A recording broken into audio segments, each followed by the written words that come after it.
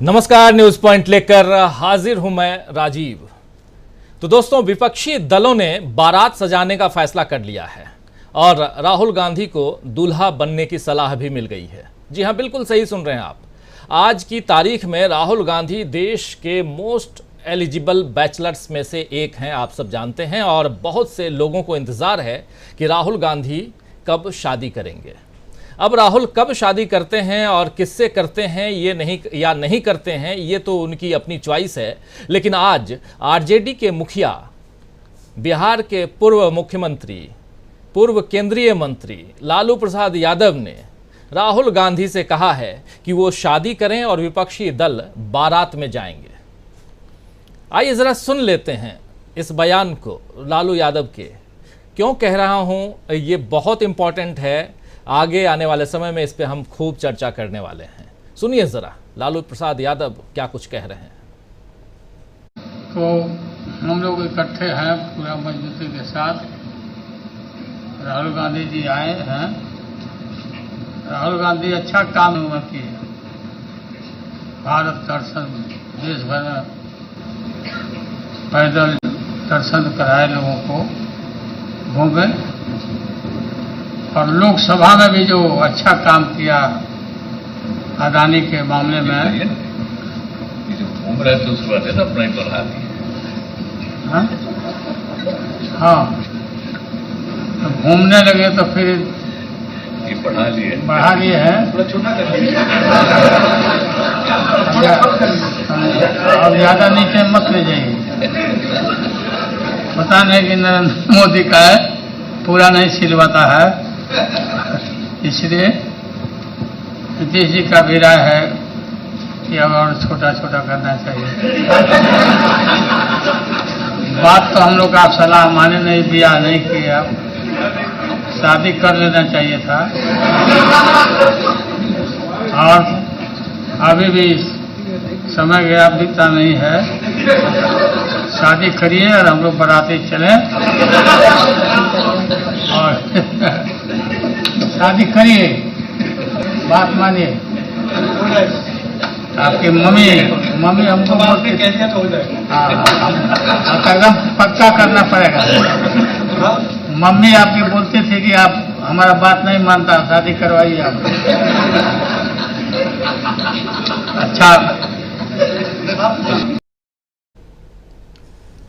तो सुन रहे थे आप लालू प्रसाद यादव को हंसी मजाक लेकिन बहुत गंभीर बातें यहाँ करते हुए। और सबसे बड़ी चीज़ कि दाढ़ी जो है वो आप बढ़ा लिए और उस पर भी एक तंज, एक व्यंग, और इतना मत कीजिए कि जैसे मोदी जी की दाढ़ी हो गई है। और दूसरी बात, शादी कर लीजिए। और आपकी मम्मी भी कहती थी कि शादी नहीं करता है और शादी आप कीजिए, हम लोग बाराती बन के चलेंगे, ये कह रहे हैं लालू प्रसाद यादव। आप जानते हैं दोस्तों कि लालू प्रसाद यादव जो हैं राजनीति के चतुर खिलाड़ी हैं और इस बात से देश में फिर से राजनीतिक हलचल तेज हो गई है। जो वो बात कह रहे हैं, दूल्हे के रूप में राहुल गांधी को देख रहे हैं, क्योंकि सभी जानते हैं कि आज पटना में विपक्षी दलों की बैठक का मुख्य एजेंडा बीजेपी को हटाने के लिए एकजुट होना और 2024 की रणनीति बनाना था। आज इस बैठक में 6 राज्यों के सीएम, वर्तमान सीएम 6 राज्यों के और 5 पूर्व सीएम शामिल हुए इस बैठक में। तो 6, 5, 11 तो सीएम इकट्ठा हुए, पूर्व और वर्तमान मिलाकर के। दक्षिण से लेकर उत्तर तक और पूरब से लेकर पश्चिम तक के राजनेता इस बैठक में शामिल हुए। अरविंद केजरीवाल भी आम आदमी पार्टी की तरफ से शामिल हुए, लेकिन उनका रुख अभी से बारात में रूठे हुए फूफा जी जैसा है। आगे उनका मिजाज कैसा रहेगा ये वही जाने। लेकिन आज जो है वो बाकी दलों ने इस बात पर सहमति जतलाई कि बीजेपी को हटाने के लिए साझा प्रयास करने होंगे। नीतीश कुमार के अलावा मल्लिकार्जुन खड़गे, शरद पवार, लालू प्रसाद यादव, अखिलेश यादव, हेमंत सोरेन, महबूबा मुफ्ती, उमर अब्दुल्ला, उद्धव ठाकरे, तेजस्वी यादव, ममता बनर्जी, एमके स्टालिन, राहुल गांधी, सीताराम येचुरी, डी राजा, दीपांकर भट्टाचार्य ऐसे तमाम बड़े नेता एक मंच से आकर के और बीजेपी के खिलाफ कैसे रणनीति बनाई जाए इस पर चर्चा करते हुए नजर आए। और बीजेपी की हालत सिर्फ चर्चा में ही खराब हो गई है, क्यों हुई है खराब उसका एग्जाम्पल भी दूंगा, लेकिन इससे पहले एक बाइट नीतीश कुमार की जरूर सुनाना चाहता हूं यहां पे, जब नीतीश कुमार कह रहे हैं कि अगली बैठक हमारी कब होगी, यानी कि अगली रणनीति बता रहे हैं नीतीश कुमार। नीतीश कुमार के बाद मल्लिकार्जुन खड़गे ने तारीख का ऐलान कर दिया था, फिर नीतीश कुमार ने भी अपनी बात रखी। सुन लेते हैं क्या कुछ कह रहे हैं, क्योंकि ये पूरी की पूरी बैठक नीतीश कुमार की अगुवाई में हो रही है और इस बैठक के बाद बीजेपी की भी तीखी प्रतिक्रिया आई है, वो भी सुनेंगे। राहुल गांधी ने क्या कुछ कहा, तमाम दूसरे नेताओं ने क्या कुछ कहा है इस बैठक में, वो भी देखेंगे और अमेरिका भी चलेंगे। लेकिन पहले नीतीश कुमार को सुनते हैं। और काफी अच्छी मुलाकात हुई है और एक साथ चलने की सहमति हुई है और उसके बाद अगली मीटिंग कुछ ही दिनों के बाद सब पार्टियों की एक और की जाएगी, ताकि उसमें आगे का जो कुछ भी होता है, जो एक साथ तो चुनाव लड़ने के बारे में आज एक सहमति हो ही गई है और सब तरह का सहमति हुआ है, लेकिन एक मीटिंग इसके बाद होगी और वो यही करेंगे, मल्लिकार्जुन खड़गे जी करेंगे।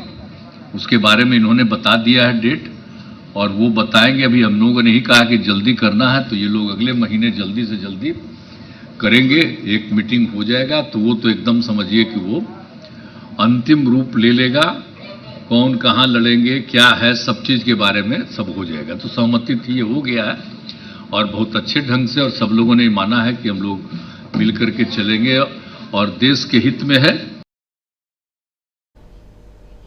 तो नीतीश कुमार कह रहे हैं कि मल्लिकार्जुन खड़गे के नेतृत्व में, मतलब अब अगली जो मीटिंग है वो अब मल्लिकार्जुन खड़गे के नेतृत्व में होनी है और इस मीटिंग की घोषणा भी अब हो गई।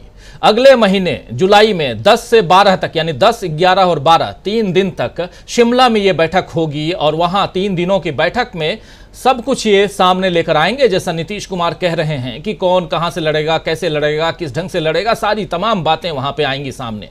तो ये तमाम बातें, तमाम आने वाली रणनीति, जो चुनावी रणनीति है, इस पर चर्चा कर रहे थे विपक्षी दल पटना में आज, और इधर बीजेपी की हालत खराब होती नजर आई। इसका उदाहरण भी सामने आया, जल्दी ही सामने आ गया। दरअसल आज गृह मंत्री अमित शाह जम्मू कश्मीर पहुंचे हुए हैं और अमित शाह ने वहां से विपक्षी एकता को लेकर तंज कसा है और कहा है कि अगली बार भी जीत मोदी जी की ही होगी। उधर मध्य प्रदेश के सीएम शिवराज सिंह चौहान ने ट्वीट किया कि सुना है पटना में काठ की हांडी फिर से चढ़ी है। यानी इस तरह की प्रतिक्रियाएं बता रही हैं कि बीजेपी को विपक्ष के एक साथ मिलने से ही इतना डर लग रहा है कि वो अभी से इस एकता पर हमला बोलने लगी है। इसके बाद जब ये विपक्षी एकता की बैठक खत्म हुई तो बीजेपी ने एक प्रेस कॉन्फ्रेंस की और प्रेस कॉन्फ्रेंस भी किसी प्रवक्ता ने नहीं बल्कि केंद्रीय मंत्री ने प्रेस कॉन्फ्रेंस की और उनका नाम है स्मृति ईरानी। स्मृति ईरानी जी ने क्या कुछ कहा, जरा वो भी सुन लीजिए, क्या कुछ कह रही हैं, सुनिए जरा। आज वो राजनीतिक दल जो एक दूसरे को आंख नहीं सुहाते थे, एकत्रित हुए एक ऐसे संकल्प के साथ जो भारत को आर्थिक प्रगति से वंचित कर पाए। स्वार्थ का ये गठबंधन बहुमुखी है और संवाद अलग अलग शैली में करता है। तो देख रहे हैं आप, बीजेपी इतनी परेशान हो गई कि अभी से इस एकता पर हमला बोलने लगी है। वैसे विपक्षी दलों की अगली बैठक, जैसा मैं बता चुका हूं कि अब शिमला में 10 से 12 जुलाई तक होनी है, यानी अगले महीने फिर सभी विपक्षी दल एक साथ बैठेंगे और फिर से बीजेपी को घेरने का प्लान बनाएंगे। लालू यादव ने कहा है कि बीजेपी का हाल बुरा होने वाला है, लेकिन जो हम लिख भी रहे हैं लेकिन अभी तो यही दिख रहा है कि बीजेपी का हाल बुरा होना शुरू हो गया है। लालू यादव ने और क्या कुछ कहा, जरा देख लेते हैं, सुन लेते हैं, फिर मोदी जी पे भी आएंगे। लेकिन पहले लालू जी मोदी जी को लेकर क्या कुछ कह रहे हैं, सुनिए जरा। खोल करके सभी लोगों ने अपने इरादा को रखा है और ये तय हुआ है कि शिमला में अगली बैठक होगी, उसमें हम लोग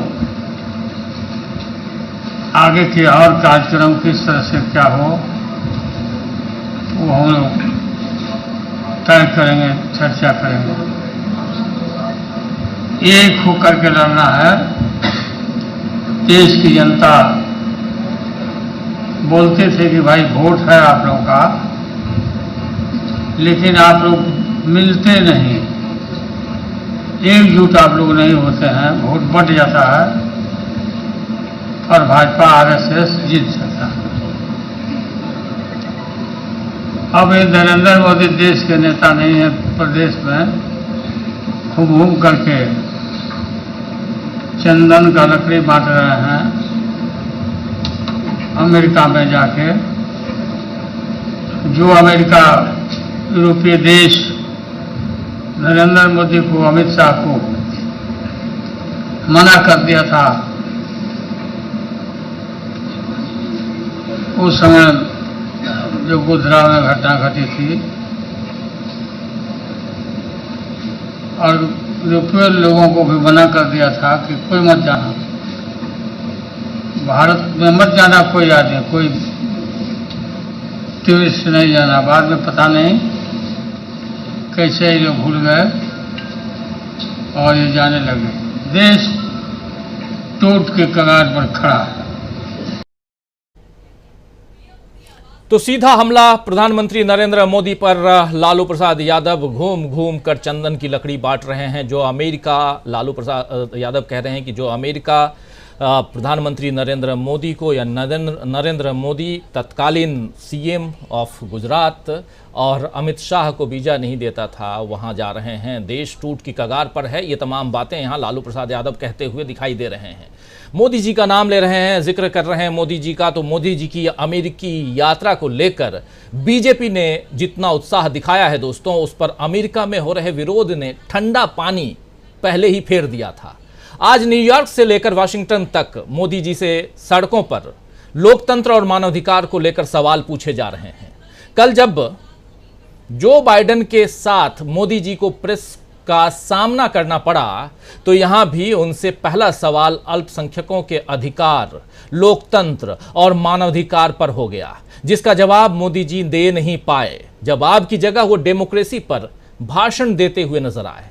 जरा इस बहुत ही प्रमुख, बहुत ही इंपॉर्टेंट इस प्रेस कॉन्फ्रेंस को भी सुन लेते हैं। सवाल और जवाब। सवाल पूछे जा रहे हैं देश में हो रहे अल्पसंख्यकों, लोकतंत्र और मानवाधिकार पर जो खतरा है उसके बारे में, और मोदी जी अपने देश में क्या कुछ लोकतंत्र है वो बता रहे हैं। पहले सवाल सुनिए, फिर जवाब सुनिए। सुनिए जरा। World leaders have made commitments to protecting democracy. What steps are you and your government willing to take to improve the rights of Muslims and other minorities in your country and to uphold free speech? मुझे आश्चर्य हो रहा है कि आप कह रहे हैं कि लोग कहते हैं नहीं, भारत डेमोक्रेसी है। और जैसा राष्ट्रपति बाइडेन ने कहा, भारत और अमेरिका दोनों के डीएनए में लोकतंत्र है। लोकतंत्र हमारा स्पिरिट है, लोकतंत्र हमारी रगों में है। लोकतंत्र को हम जीते हैं और हमारे पूर्वजों ने उसको शब्दों में ढाला है संविधान के रूप में। और हमारी सरकार लोकतंत्र के मूलभूत मूल्यों को आधार लेकर के बने हुए संविधान के आधार पर चलती है। और हमारा संविधान और हमारी सरकार, और हमने सिद्ध किया है डेमोक्रेसी कैन डिलीवर। और जब मैं डिलीवर कहता हूं तब कास्ट, क्रीड, रिलीजन, जेंडर, किसी भी भेदभाव को वहां जगह नहीं होती है। और जब हम लोकतंत्र की बात करते हैं तब अगर ह्यूमन वैल्यूज नहीं है, ह्यूमैनिटी नहीं है, ह्यूमन राइट्स नहीं है, फिर तो वो डेमोक्रेसी है ही नहीं। और इसलिए जब आप डेमोक्रेसी कहते हैं, जब डेमोक्रेसी को स्वीकार, तो सुन लिया आपने डेमोक्रेसी पर लेक्चर यानी भाषण। प्रधानमंत्री नरेंद्र मोदी का सवाल कुछ और पूछा गया, लेकिन हां, सवाल के जवाब में जो कुछ कह रहे हैं आपने सुन लिया अच्छी तरह से। आज दूसरी तरफ मोदी जी को अमेरिका में फिर एक झटका लगा है। झटका वो है कि जब हिंडनबर्ग रिपोर्ट पर न्यूयॉर्क में अब जांच शुरू हो गई है। हिंडनबर्ग रिपोर्ट पता होगा, शायद आपको याद होगा, ज्यादा पुरानी बात नहीं। 26 जहां तक मुझे ध्यान आ रहा है 24 जनवरी को हिंडनबर्ग की रिपोर्ट आई थी, जिसमें अडानी मामले में जो गड़बड़ घोटाला है, अडानी की कंपनी में जो गड़बड़ घोटाला है, उस घोटाले की जांच एक तरफ अमेरिका में हो रही है और दूसरी तरफ हिंदुस्तान में हो रही है। हिंदुस्तान में सेबी जांच कर रहा है और समय पे समय मांग रहा है, लेकिन दूसरी तरफ अमेरिका में जांच चल रही है और आज जांच शुरू हो गई है। इस जांच की खबर आते ही इधर हिंदुस्तान में अडानी ग्रुप के शेयर कम से कम 10% तक गिर गए।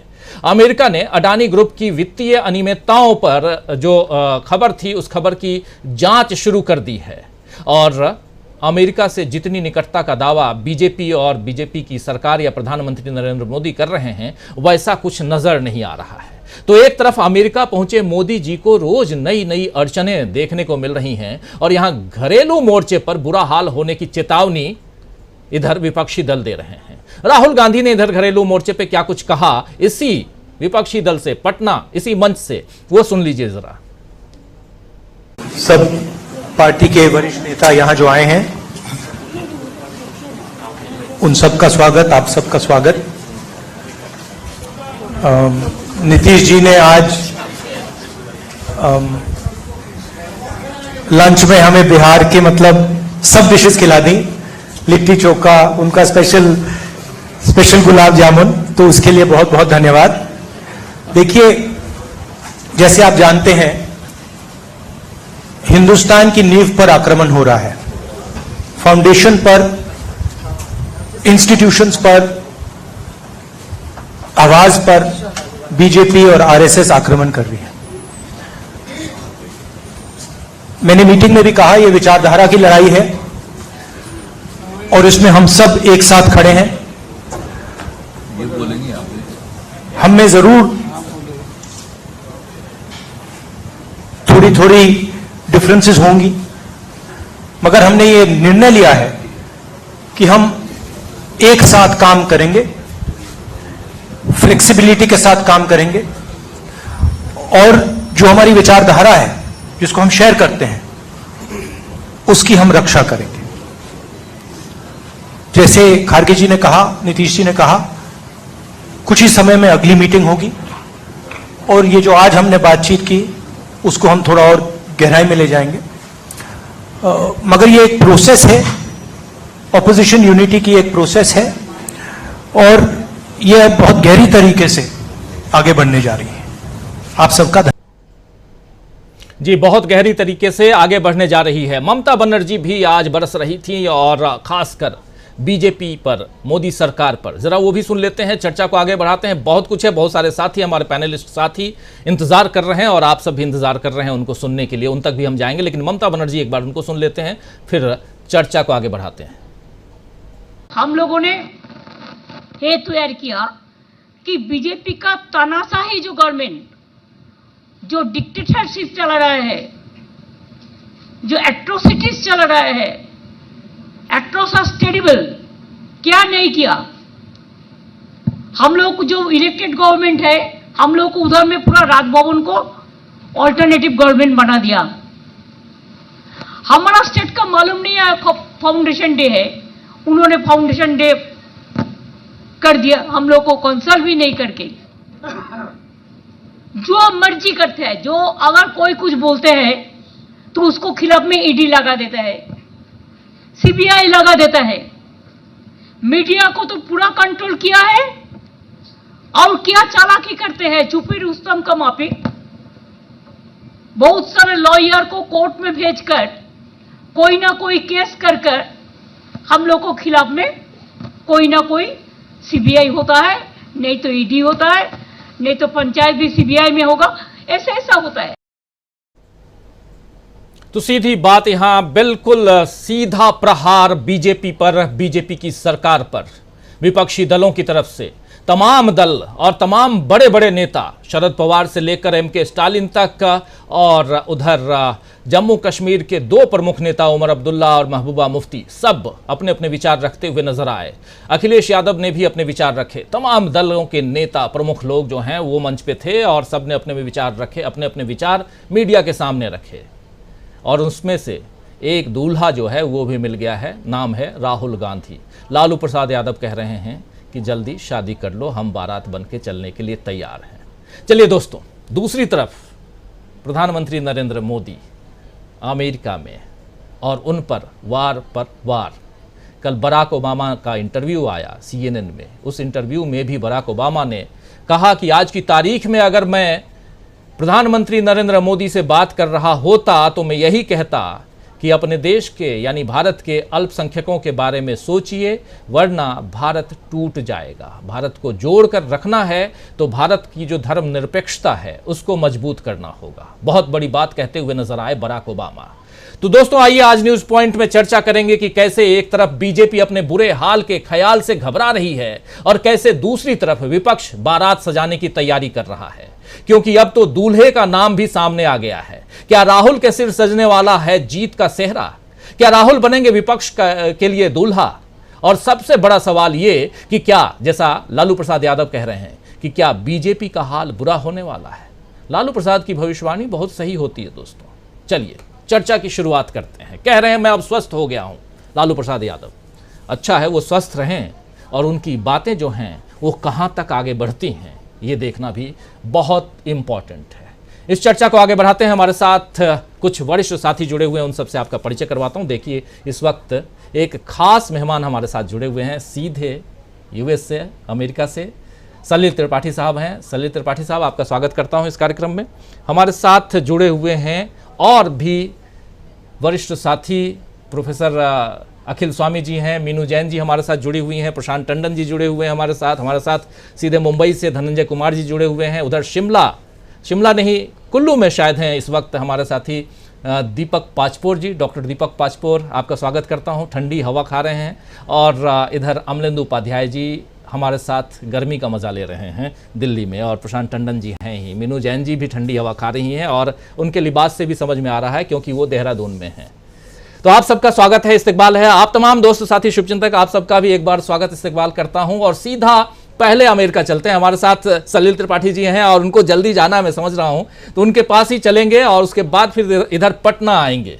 त्रिपाठी साहब, एक बार फिर से आपका स्वागत करता हूं। और सबसे बड़ी बात कि इधर बहुत हलचल है, हिंदुस्तान में हलचल दो तरह की हैं। एक हलचल ये है कि प्रधानमंत्री नरेंद्र मोदी अमेरिका में हैं और खूब बल्ले बल्ले है। अमेरिका में प्रधानमंत्री की जितनी तारीफ की जाए यहाँ हिंदुस्तान के समाचार चैनलों में वो कम दिखाई दे रहा है, कम ही होगा। लेकिन दूसरी तरफ वहाँ की सड़कों पे जो चीज़ें दिखाई दे रही हैं, जो छन छन के जो पोस्टर्स, बैनर्स जो आ रहे हैं, जिसमें PM का विरोध भी हो रहा है यहाँ हिंदुस्तान में, जो चाहे वो डेमोक्रेसी की बात हो, डेमोक्रेटिक वैल्यूज़ की बात हो, चाहे मानवाधिकार की बात हो, इन सब को लेकर भी अमेरिका में शायद पहली दफ़ा ऐसा हो रहा होगा कि कोई प्राइम मिनिस्टर वहाँ गया है और उसके खिलाफ इतना ज़्यादा विरोध के स्वर, विरोध के आवाज़ जो हैं वो सुनाई दे रहे हों। किस नज़रिए से देखा जाए, चूंकि आप वहाँ हैं इसलिए आपसे भी ये जानना ज़रूरी है। और दूसरा, क्या कुछ हासिल कर गए अभी तक प्रधानमंत्री नरेंद्र मोदी? और तीसरा सवाल इसके साथ ही कि जब आज अडानी का नाम फिर से सामने आया है तो यहाँ हिंदुस्तान में भी हलचल मच गई है, शेयर बाजार तो धड़ाम हो ही गया, लेकिन इसका असर क्या प्रधानमंत्री नरेंद्र मोदी की यात्रा पर भी पड़ता हुआ दिखाई दे रहा है? ढेर सारे सवाल आपके सामने मैंने रख दिया है। नहीं, बहुत सारे सवाल है, थैंक यू। और मैं पहले शुरुआत में कह देता हूँ कि मेरी हिंदी उतनी अच्छी नहीं है, मैं गुजराती हूँ, बम्बई वाला हूँ, तो बहुत अच्छी हिंदी बोल रहे हैं, बहुत अच्छी हिंदी बोल रहे हैं, प्लीज बोलिए। बिल्कुल, मैं प्रयत्न करूंगा। हाँ, तो पहली बात तो ये कि विरोध बहुत सारा था। मैं देखने गया था 1 या 2 ट्रक न्यूयॉर्क में और वॉशिंगटन में 3 या 4 ट्रक घूम रही थी। टाइम्स स्क्वायर करके एक बहुत अगत्य की जगह है न्यूयॉर्क में, सिटी के सेंटर में है, बिल्कुल मध्य में है। वहाँ एक ट्रक खड़ी रही थी जिसमें उमर खालिद की तस्वीर बताई थी कि 1000 दिन से ये विद्यार्थी क्यों, ये रिसर्चर, ये संशोधक क्यों कैद रखे गए हैं। मणिपुर के बारे में तस्वीरें दिखाई गई थी और जो दलितों के सामने अत्याचार हो रहे हैं उसके बारे में भी प्रश्न पूछे गए थे। प्राइम मिनिस्टर ऑफ इंडिया के बजाय क्राइम मिनिस्टर ऑफ इंडिया ऐसा एक हैशटैग उन्होंने बनवाया था। तो ये सब ट्रक चल रही है, ये उमर खालिद की आप देख रहे हैं अभी, और ये ट्रक न्यूयॉर्क में घूम रही थी। एक शाम एक कार्यक्रम हुआ था जिसमें स्वरा भास्कर और आकाशी भट्ट और बहुत सारे लोगों ने वीडियो दिए थे या खुद बोल रहे थे। और अगर आप यहाँ अमेरिकन टेलीविज़न में कवरेज देखें तो मोदी जी की जो स्टोरीज आती है वो तीसरी या चौथी आती है। पहली और दूसरी स्टोरीज तो ये जो एक टाइटन करके जो एक अंडर वाटर वेसल जो गुम हो गया और 5 आदमी मर गए उसके बारे में कहानी आती है। उसके बाद में जो आती है कहानी तो बाइडन और शी जिनपिंग के बीच में, जो जब बाइडन ने शी जिनपिंग को एक डिक्टेटर, एक सरमुख हत्यार करके बताया, उसके बारे में बातचीत हुई थी। और तीसरी या चौथी कहानी आती है। और यहाँ जो थोड़ा भी जो इंटरेस्ट है वो इस प्रकार का है कि इसके बारे में अब बाइडन जो री इलेक्शन के लिए लड़ेंगे अगले साल, उसके लिए फंड रेजिंग के बारे में है। और ये भी लोग समझ गए हैं कि ये पूरी जो यात्रा की गई है उसका महत्व का उद्देश्य एक ही है कि 2024 में जब भारत में इलेक्शन हो उसके लिए अच्छा फुटेज मिल जाए मोदी जी को, ताकि ऐसा बता सके कि India has arrived on the world stage.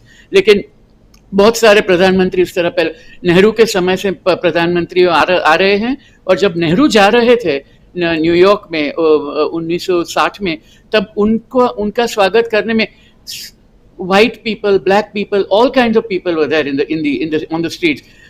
जब यहाँ मोदी जी के जाते थे सिर्फ हिंदुस्तानी लोग आपको दिखाई पड़ रहे थे, तो वो एक बहुत अच्छा था।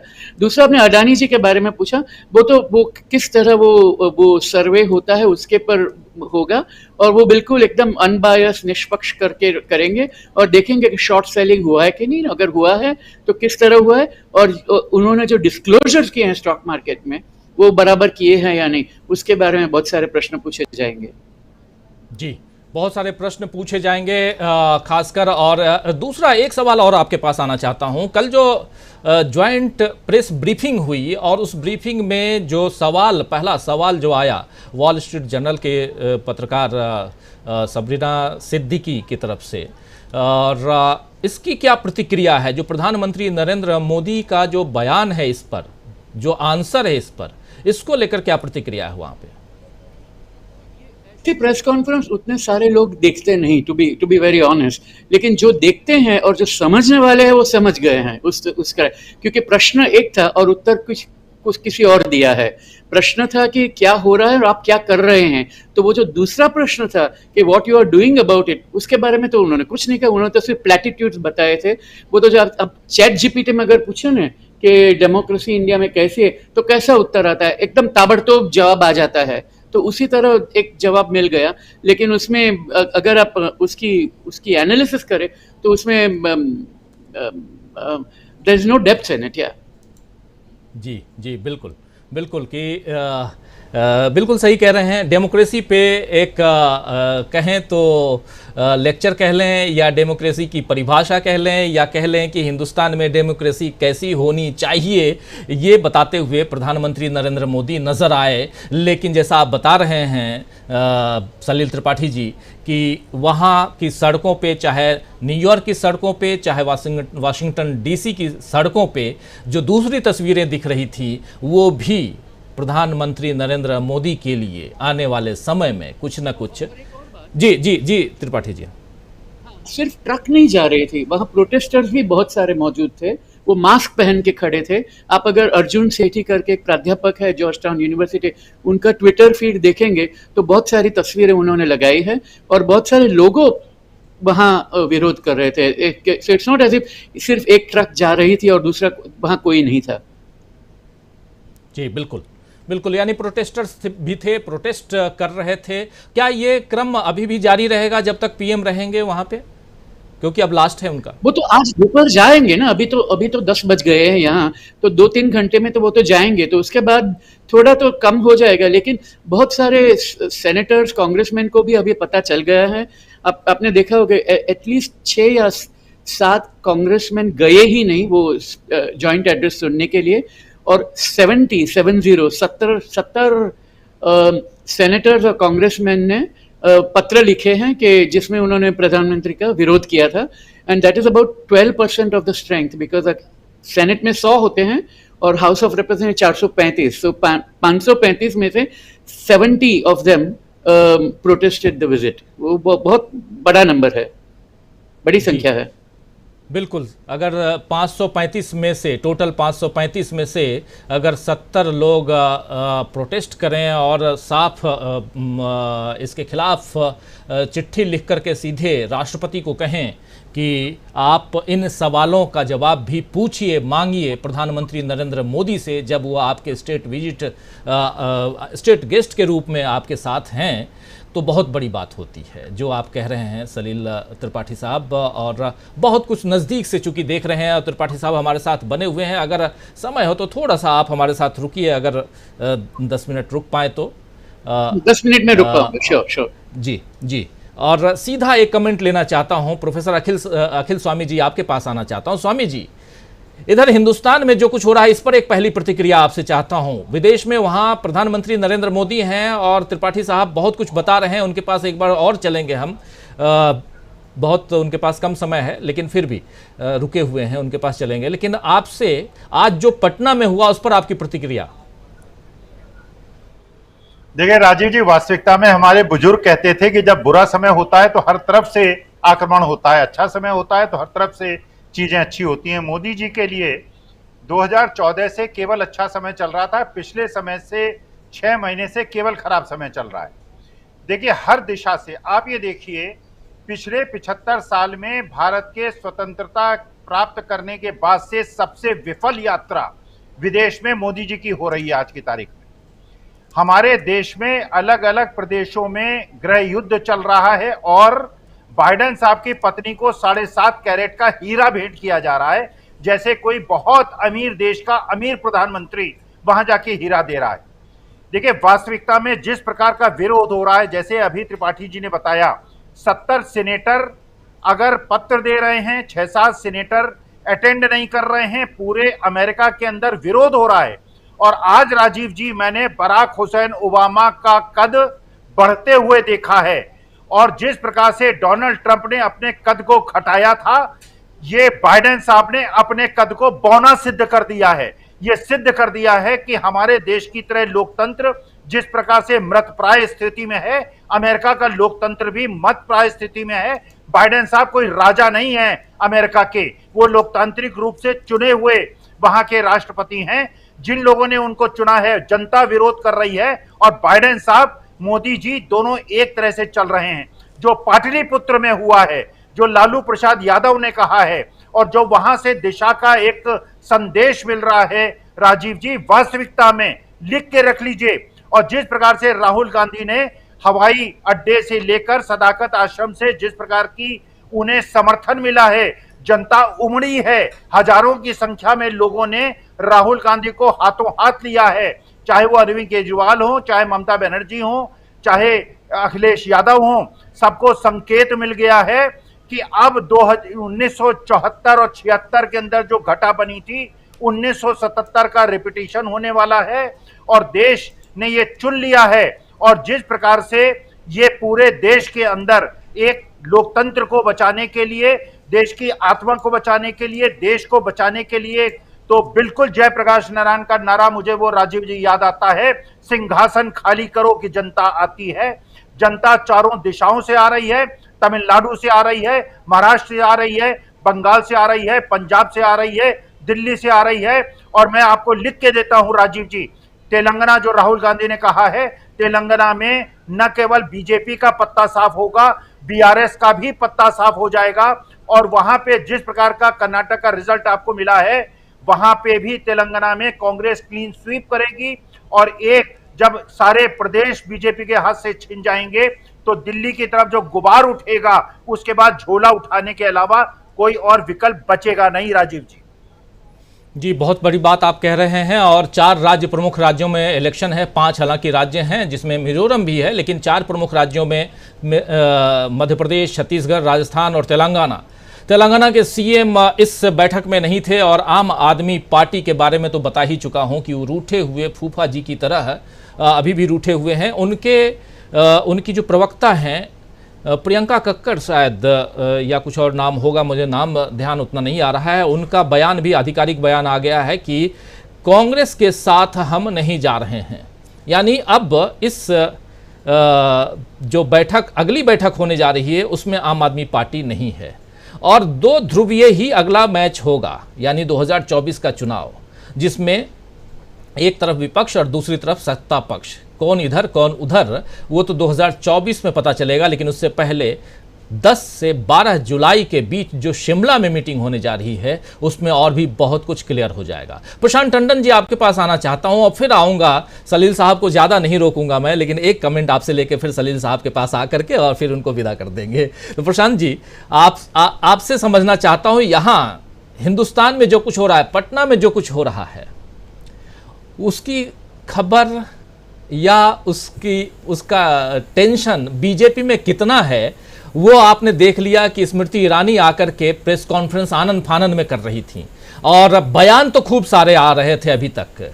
राहुल गांधी के उद्बोधन में एक चीज आपने ध्यान दिया हो, गौर फरमाया हो कि राहुल गांधी ने कहा कि बहुत अच्छा लंच करवाया सीएम नीतीश कुमार ने, लिट्टी चोखा भी और कुछ मिठाई का नाम भी ले रहे थे और गुलाब जामुन का नाम ले रहे थे।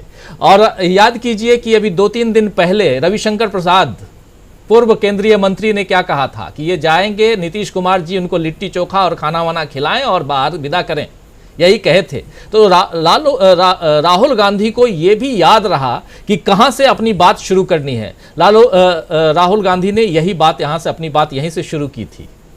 क्या यहाँ एक सब कुछ बिल्कुल ठिकाने पे जो होता है कि गेंद बिल्कुल लाइन लेंथ के साथ में फेंको, वही चल रहा है इस हिसाब से देखा जाए? और यहाँ अगर लाइन लेंथ ठीक है तो फिर सलील साहब जहां बैठे हुए हैं वहां प्रधानमंत्री नरेंद्र मोदी हैं वाशिंगटन डीसी में, वहां तो बहुत कुछ गड़बड़ हो रहा होगा। मैं पहले सलील साहब के लिए कुछ कंटेंट दे देता हूं ताकि उनका एक रिएक्शन उस पर भी आ जाए। कल हम लोगों ने देखा कि प्रधानमंत्री मोदी ने जब लंबी परिभाषा, चैट जीपीटी की परिभाषा सलील साहब कह रहे हैं, वो दे दी डेमोक्रेसी की, और उसमें उन्होंने कहा कि हम भेदभाव नहीं करते। अब देखिए आज क्या हुआ है। अभी जब मैं आपसे बात कर रहा हूं थोड़ी देर पहले, असम के मुख्यमंत्री हेमंत बिस्वा शर्मा, उन्होंने बराक ओबामा को नाम लेकर उनका इस्लामोफोबिक कमेंट किया उनके ऊपर, और ये कहा है कि एक पत्रकार हैं, उसका मैं भूमिका बता दूं, एक पत्रकार हैं रोहिणी सिंह, उनके एक मजाकिया ट्वीट पे उन्होंने रीट्वीट किया है। और मजाकिया ट्वीट ये क्या था कि जो ओबामा का आपने बताया शुरू में कि क्या गुवाहाटी की पुलिस ओबामा को पकड़ने जाएगी या वॉशिंगटन जाएगी, उसके जवाब में उन्होंने लिखा है कि इस देश में बहुत सारे हुसैन ओबामा हैं, यानी मुस्लिम नाम ओबामा का बीच का जो मिडिल नेम है उसको उन्होंने हाईलाइट किया है। पहले उनसे निपटेंगे फिर वॉशिंगटन जाएंगे, यानी वॉशिंगटन जाने की बात को उन्होंने डिनाई नहीं किया है। गुवाहाटी की पुलिस वॉशिंगटन भी जा सकती है। ये जो बड़बोले नेता हैं, ये जो इनके डीएनए में है इस्लामोफोबिया, जो कल डीएनए की बात कर रहे थे मोदी साहब, ये डीएनए में है कि एक पत्रकार के हल्के से कमेंट पे आप आके पूर्व राष्ट्रपति को, जिसके भारत से अच्छे संबंध रहे हैं, मोदी जी के समय भी वो राष्ट्रपति थे, उनको आप आके इस्लामोफोबिक कमेंट कर दोगे। कितना जवाब देना पड़ेगा मिनिस्ट्री एक्सटर्नल अफेयर्स को इसके लिए। और मोदी साहब अभी वहां पे हैं, अगर दोबारा प्रेस कॉन्फ्रेंस करेंगे तो फिर ये भी सवाल आ जाएगा कि कल आप चैट जीपीटी की परिभाषा बता रहे थे डेमोक्रेसी की, आपके देश में तो ये हो रहा है। और दूसरी बात, बहुत संक्षिप्त बात करूंगा विपक्षी एकता की। अंग्रेजी में जिसको कहते हैं डाई हैज बीन कास्ट, सांचा बन गया है। आज पटना में सांचा बन गया है। बहुत ऐतिहासिक जगह से सुबह कांग्रेस ने अपनी मीटिंग शुरू की थी और उस ऐतिहासिक जगह के बाद अगली मीटिंग शिमला में है। और शिमला कॉन्फ्रेंस 1945 की याद होगी अगर, कि भारत की आज़ादी का रोड मैप वहीं से बना था।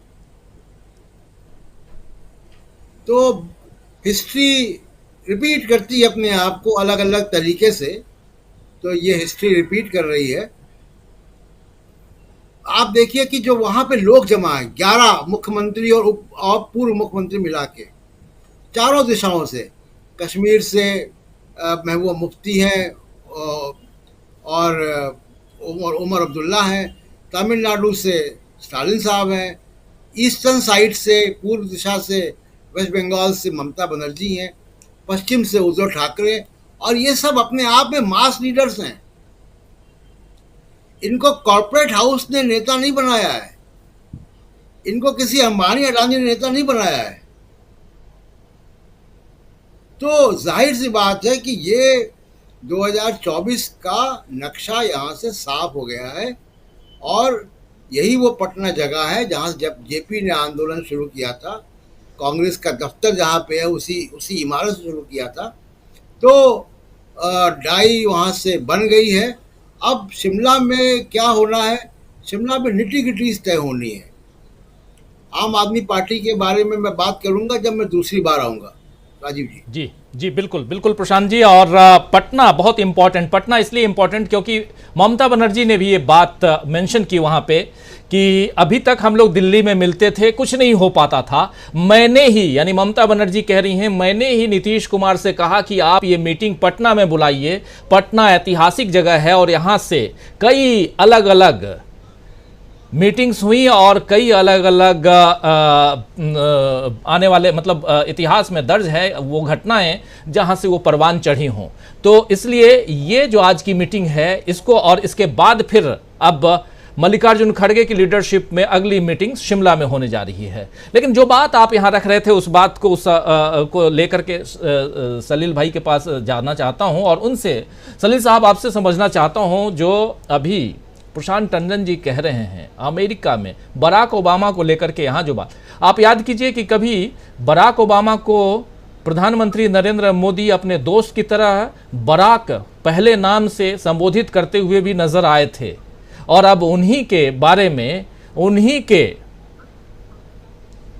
शासित राज्य, बीजेपी शासित राज्य असम के मुख्यमंत्री अगर कहें कि हमारे यहाँ बहुत सारे बराक हैं, हुसैन हैं और वाशिंगटन भी जाएंगे, क्या इसका भी कोई रिएक्शन, हालांकि वहाँ वैसा रिएक्शन कुछ नहीं होगा, आप पहले बता चुके हैं, लेकिन इसको डिप्लोमेटिकली देखा जाए, भारत की विदेश नीति के हिसाब से देखा जाए तो, और ये बात कल को अगर बराक ओबामा तक पहुँचती है तो क्या हिंदुस्तान की जो छवि और प्रधानमंत्री नरेंद्र मोदी की जो, और उसमें भी भारत की जो डिप्लोमेसी है उसको कहाँ तक हम लोग देख पाते हैं? आप किस नज़र से देखते हैं?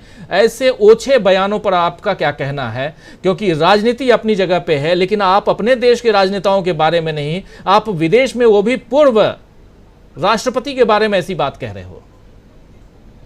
इसमें क्या है कि जो बीजेपी के बहुत सारे नेता कैसे हैं कि जो बोलते हैं तो लोकल कंस्टिट्यूएंसी के को हिसाब में रख के बोलते हैं। वो उनको जो भारत में जो उनको सुनने वाले हैं उनके बारे में बोलते हैं। अगर आपको नुपुर शर्मा की बात याद आई होगी, जब नुपुर शर्मा ने जो इस्लाम के खिलाफ जो स्टेटमेंट किया था, उस समय उन्हें पता भी नहीं था और उसका विचार भी नहीं किया होगा कि इसका जो रिपरकशन मिडिल ईस्ट में क्या होगा। और कैसा उसका हुआ, और उनको तो अपनी पोजीशन दे देनी पड़ी। तो उसी तरह यहाँ भी होने वाला है कि ये आसाम के चीफ मिनिस्टर ने जो कहा है is for his own domestic constituency, और रोहिणी सिंह के साथ एक बैंटर कर रहे थे, लेकिन वो भूल जाते हैं कि ये जो भी बोलेंगे वो पूरी दुनिया में सुनना ही पड़ेगा। बराक ओबामा को अवश्य जानना मिलेगा, उनके सेक्रेटरी कोई तो बताएंगे उन्हें। और हमें वो भी नहीं भूलना चाहिए कि जब 5 या 6 साल पहले प्रजासत्ताक दिन था 26 जनवरी, वो हमारे अतिथि थे, मोदी जी के साथ खड़े थे। तो जब आपने बताया कि उनको बराक कहते थे, तो उतनी अच्छी दोस्ती थी उस वक्त, तो वो उसके पर इस तरह पानी डाल देना वो बिल्कुल अच्छी बात नहीं है। और मैं ये तो सब ट्विटर का बात है, तो मैंने आज एक ट्वीट स्टेट डिपार्टमेंट और प्रेसिडेंट बाइडेन को भेजा है। इसमें मैंने पूछा है कि any comment from you about what Modi's ally and the chief minister of Assam has to say about president Obama, care to ask him something to say in public before Mr Modi returns to India today. Of course उसका कोई उत्तर आएगा क्या नहीं पता नहीं, लेकिन मैंने tweet तो डाला है, डॉट भी लगाया है, तो शायद कोई तो स्पोक्समैन उसे देखेगा, उतना तो होगा। और अब पटना की बात कर रहे हैं तो मुझे जयप्रकाश नारायण का एक और बयान याद आता है। इमरजेंसी पर जब उनकी धरपकड़ की गई थी तब उन्होंने बताया था, और जब मैं ऐसा हेमंत शर्मा का बयान सुनता हूँ तो विनाश काले विपरीत बुद्धि। जी बिल्कुल बिल्कुल। और सबसे बड़ी चीज़ कि जब डेमोक्रेसी की बात, ये जो पिक्चर हमारे आपके बीच में जो प्रधानमंत्री नरेंद्र मोदी को हम लोग देख रहे हैं, ये डेमोक्रेसी की बात बता रहे हैं, हिंदुस्तान में डेमोक्रेसी कैसी है। और यहाँ पर अल्पसंख्यक से लेकर के मानवाधिकार और लोकतंत्र सबकी बात यहाँ कर रहे हैं प्रधानमंत्री नरेंद्र मोदी। और उसी समय एक एग्जाम्पल उन्हीं के मुख्यमंत्री जो हैं, उन्हीं की पार्टी के मुख्यमंत्री वो दे रहे हैं। तो इससे बेहतर उदाहरण और क्या हो सकता है कि क्या कुछ चल रहा है हिंदुस्तान में। यहाँ पर आप कुछ भी बोलिए, लेकिन हिंदुस्तान में क्या कुछ चल रहा है उसका एक एग्जाम्पल आपके ही एक मुख्यमंत्री ने दे दिया है। बहुत शुक्रिया अदा करना चाहता हूँ सलील साहब। आप कुछ और जोड़ना चाहते हैं तो प्लीज, बिल्कुल स्वागत है। नहीं बस thank you so much, thank you. बहुत शुक्रिया आपका, बहुत धन्यवाद इस कार्यक्रम में जुड़ने के लिए। दीपक जी कुछ जी, अच्छा एक मिनट जरा रुकिए। दीपक जी हमारे साथ पूछना चाह रहे हैं शायद आपसे। जी मैं सलील त्रिपाठी जी से ये जानना चाहता हूं कि मोदी जी का जिस प्रकार से स्वागत हुआ और जिस प्रकार से मोदी जी के खिलाफ वहां पर जो कुछ भी चला है इस समय, और उसको लेके जो अमेरिकन गवर्नमेंट और प्रशासन या स्वयं बाइडेन जो साइलेंट है, क्या उनके अपने अगले साल के इलेक्शन की जो उनकी दावेदारी रहेगी, उनके अपने प्रोस्पेक्ट्स हैं, उस पर भी वो डेट्रीमेंटल हो सकता है क्या? यहाँ जो इलेक्शन होने साल, तब तक सही बात बताता हूँ, तब तक तो मोदी जी की विजिट सब लोग भूल गए होंगे। यहाँ जो मेन इश्यूज तो हो गए, तो 2 या 3 हो गए। एक तो जॉब्स, इन्फ्लेशन, चीन के साथ कैसे संबंध रहे हैं, और इमिग्रेशन के बहुत सारे लोग आते हैं या नहीं, और अगर एम्प्लॉयमेंट, वही largely it will be a domestic election. तो यहाँ जो मोदी जी के साथ जो संबंध बढ़ाने हैं, उसका तो कारण एक है कि जो यहाँ की जो ओवरसीज इंडियन कम्युनिटी है उसके पास पैसा बहुत है, अल्पसंख्या है। वैसे क्या 3 और 4 मिलियन नंबर में उतनी ज़्यादा नहीं है हिंदुस्तानी और लोग यहाँ, लेकिन उनके पास पैसे बहुत है, तो फंड रेजिंग के लिए वे बहुत अगत्य के हैं। इसीलिए रो खन्ना है जिन्होंने मोदी जी को बुलाया, वो वैसे तो मानवाधिकार के बारे में बहुत बोलते हैं, लेकिन उनको जो मेन इन्विटेशन दिया वो रो खन्ना ने दिया। क्यों? क्योंकि वो सिलिकॉन वैली के विस्तार से चुने जाते हैं, और वहाँ सब टेक कम्युनिटी है हमारी हिंदुस्तान की, और उनके पास से उनको फंड रेजिंग करना है। तो उसी फंड रेजिंग के अर्थ से ये बहुत अगत्य की चीज़ है। लेकिन इंटरेस्टिंग बात तो ये है कि जब ट्रंप थे तब बहुत सारे मोदी के जो सपोर्टर्स थे वो ट्रंप को भी सपोर्ट करते थे। अब उनके लिए ये दुविधा हो गई है कि अगर ट्रंप कैंडिडेट बने तो हमें तो पता नहीं वो कहेंगे या बाइडेन आएंगे और किस तरह लेंगे, लेकिन जो इंडियन क्वेश्चन है वो उतना महत्व का नहीं होगा। जी बिल्कुल बिल्कुल। बहुत शुक्रिया अदा करता हूं सलील त्रिपाठी जी, आप जुड़े हमारे साथ और समय निकाला आपने, बहुत धन्यवाद आपको, बहुत शुक्रिया। तो दोस्तों, सलील त्रिपाठी जी हमारे साथ सीधे न्यूयॉर्क से जुड़े हुए थे, वरिष्ठ पत्रकार, और क्या कुछ चल रहा है, और उसमें भी सबसे बड़ी बात कि प्रधानमंत्री नरेंद्र मोदी इस वक्त वाशिंगटन डीसी में हैं और अगले 2-3 घंटों में वहां से रवाना होंगे और सीधे इजिप्ट की तरफ जाएंगे, यानी कायरो पहुंचेंगे, और वहां वहाँ के राष्ट्रपति के साथ द्विपक्षीय वार्ता होगी। 2 दिन की यात्रा इजिप्ट की है और ये पहली यात्रा है प्रधानमंत्री नरेंद्र मोदी की इजिप्ट की, मिस्र की। और वहाँ से क्या कुछ लेके आते हैं, यहाँ अमेरिका में क्या कुछ ले करके आ रहे हैं, आप सब ने देख लिया, सुन लिया, समझ लिया। लेकिन दूसरी तरफ हम यहाँ बात कर रहे हैं कि बीजेपी का होने वाला है बुरा हाल। ये हम नहीं कह रहे हैं, ये लालू प्रसाद यादव ने कहा है आज, बीजेपी का होने वाला है बुरा हाल। जरा आना चाहता हूं, अब इस चर्चा को आगे बढ़ाते हैं और महत्वपूर्ण चर्चा विपक्षी एकता की। उधर आते हैं, पटना में जो कुछ हुआ है। धनंजय कुमार जी, आपके पास, पटना को बहुत नजदीक से जानते हैं और उस हिसाब से भी आपसे समझना चाहता हूं कि क्या जो ममता बनर्जी दावा कर रही हैं कि पटना से अगर किसी चीज का, किसी बात का, किसी उद्घोष को हम आगे बढ़ाते हैं तो वो सफल होता है। 74 से लेकर पहले भी 1942 गांधी जी का असहयोग आंदोलन, फिर चंपारण यात्रा, बहुत सारे ऐसे आंदोलनों की बात हम करें, आज़ादी की लड़ाई की बात करें, तो बिहार उसमें एक गवाह रहा है। बिहार ऐसा राज्य है। इसको किस ढंग से देखते हैं और क्या अगर इतिहास के पन्ने को पलट के और उसको तथ्यात्मक रूप से उसको सही माने तो बीजेपी के लोगों की जो प्रतिक्रिया है वो क्या, वो डर है, वो भय है जो साफ दिखाई दे रहा था अभी थोड़ी देर पहले जो हम सुन रहे थे स्मृति ईरानी को, उनकी आंखों में जो दिख रहा था? देखिए, बिहार की बात बहुत पुरानी ना करें तो गांधी जी के लिए जो है चंपारण बड़ा महत्वपूर्ण स्थान रहा, भारत की आज़ादी में बड़ा महत्वपूर्ण रोल रहा और देश की आज़ादी की लड़ाई को किसानों से या कहिए कि जमीन के लोगों से, आम आदमी से जोड़ दिया चंपारण यात्रा ने गांधी। फिर जब संविधान बनाने की बात आई तो आप जानते हैं डॉक्टर सच्चिदानंद सिन्हा जो है वो उसके पहले कार्यकारी अध्यक्ष थे और जो मौलिक अधिकार हैं कहते हैं कि उनके ही हाथों से लिखे गए थे। फिर डॉक्टर राजेंद्र प्रसाद और फिर जेपी और फिर आप नीतीश कुमार। देखिए, ये जो है रविशंकर प्रसाद जो दूल्हा ढूंढ रहे थे कि बाराती तो है नीतीश कुमार के पास, दूल्हा नहीं है, तो लालू प्रसाद यादव जी ने मजाक में ही सही, हालांकि लालू प्रसाद जी कहते कुछ हैं, दिखाई कहीं और पड़ता। अगर आप समझदार व्यक्ति नहीं हैं तो आपको उनकी बात समझ में आएगी नहीं, क्योंकि आम आदमी की भाषा बोलते हैं, उनको बेहतर कम्युनिकेटर कहा जाता है। उन्होंने कहा कि दूल्हा जो है, अब दूल्हा बन जाइए, राहुल गांधी के लिए कहा, अब शादी कर लीजिए। तो वो दूल्हा जो है रविशंकर प्रसाद को दिखा दिया है कि रविशंकर प्रसाद जी या बीजेपी के लोगों को दूल्हा दिखा दिया है। और जो स्मृति ईरानी की जो परेशानी आप देख रहे हैं वो दूल्हे को देख के परेशान हो गई है। और मुझे तो लग रहा है कि वो जो प्रेस कॉन्फ्रेंस कर रही थी, वो प्रेस कॉन्फ्रेंस नहीं कर रही थी, ऐसा लगा, मुझे लगा कि भारत के नाम संदेश दे रही। जिस तरह से एकदम एक धीर गंभीर मुद्रा में जैसे राष्ट्रपति या प्रधानमंत्री मोदी जी कहने कुछ आए हैं। क्या स्मृति ईरानी इतनी महत्वपूर्ण बात करी? क्या बीजेपी के लिए इतनी महत्वपूर्ण नेता है वो? जब नरेंद्र मोदी जी सत्ता से हटेंगे तब स्मृति ईरानी जी कहाँ होंगी, क्या उनको पता है? तो ये सब तो बातें हैं और मुझे लगता है कि स्मृति ईरानी जी बहुत परेशान है। परेशान उनको होना चाहिए, क्योंकि उनको लग रहा है कि अगर इधर का दूल्हा गायब हो जाएगा तो वो क्या करेंगे। तो वो नया दूल्हा देख करके घबरा गई। अब फिर बात आती है कि नरेंद्र मोदी की जो सारी बातें हुई और वहां पे हेमंत बिश्व शर्मा ने जो कहा वहां तक चले गए। हमारी जो अभी चल रही है चर्चा,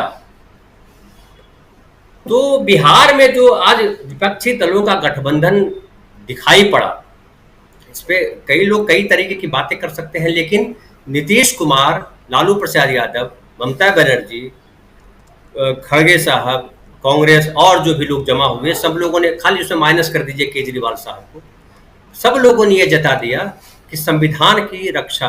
अभी मैं देख रहा था राहुल गांधी ने ट्वीट भी किया है जहां उन्होंने फोटोग्राफ्स वहां के लगाए हैं और कहा है कि लोकतंत्र की रक्षा के लिए हम जमा हुए। तो जो जिस लोकतंत्र की बात वहां मोदी जी करके आए हैं, तो मोदी जी के पुरखे से मतलब है जो आरएसएस है, बीजेपी का जो पुरखा है आरएसएस, क्या वो लोकतंत्रवादी है? क्या वो लोकतंत्रवादी था? क्या वो संविधान के जिस संविधान की चर्चा कर रहे थे मोदी जी और कहा कि जो है हमारे पूर्वजों ने लोकतंत्र को संविधान में ढाला, क्या उस संविधान के को मानने वाले आरएसएस के लोग हैं? जब संविधान लिखा जा रहा था तब क्या आरएसएस के लोग इस संविधान को स्वीकार कर रहे थे? देश ने जो तिरंगा अपनाया था क्या उस झंडे को स्वीकार किया था? देश ने जो है कहा था कि ये भले पाकिस्तान अलग देश बन गया मुस्लिम के नाम पे, इस्लाम के नाम पर, लेकिन हिंदू के नाम पर हिंदुस्तान नहीं बनेगा। ये सभी धर्मों का देश है, सभी संस्कृतियों का देश है, सभी भाषा भाषियों का देश है।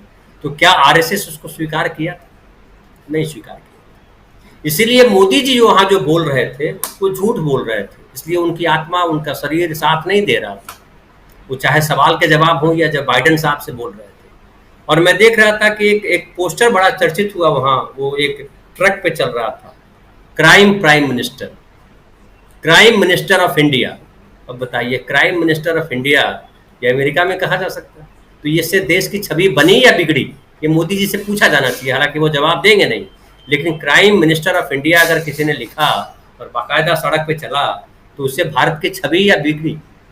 छोड़ दीजिए, वो तो चलिए कहेंगे कि वो विपक्ष के लोग ऐसा कर रहे थे, लेकिन मोदी जी ने खुद जो डेमोक्रेसी पे जो लंबा सा भाषण दिया, क्या वो डेमोक्रेसी को मानते हैं?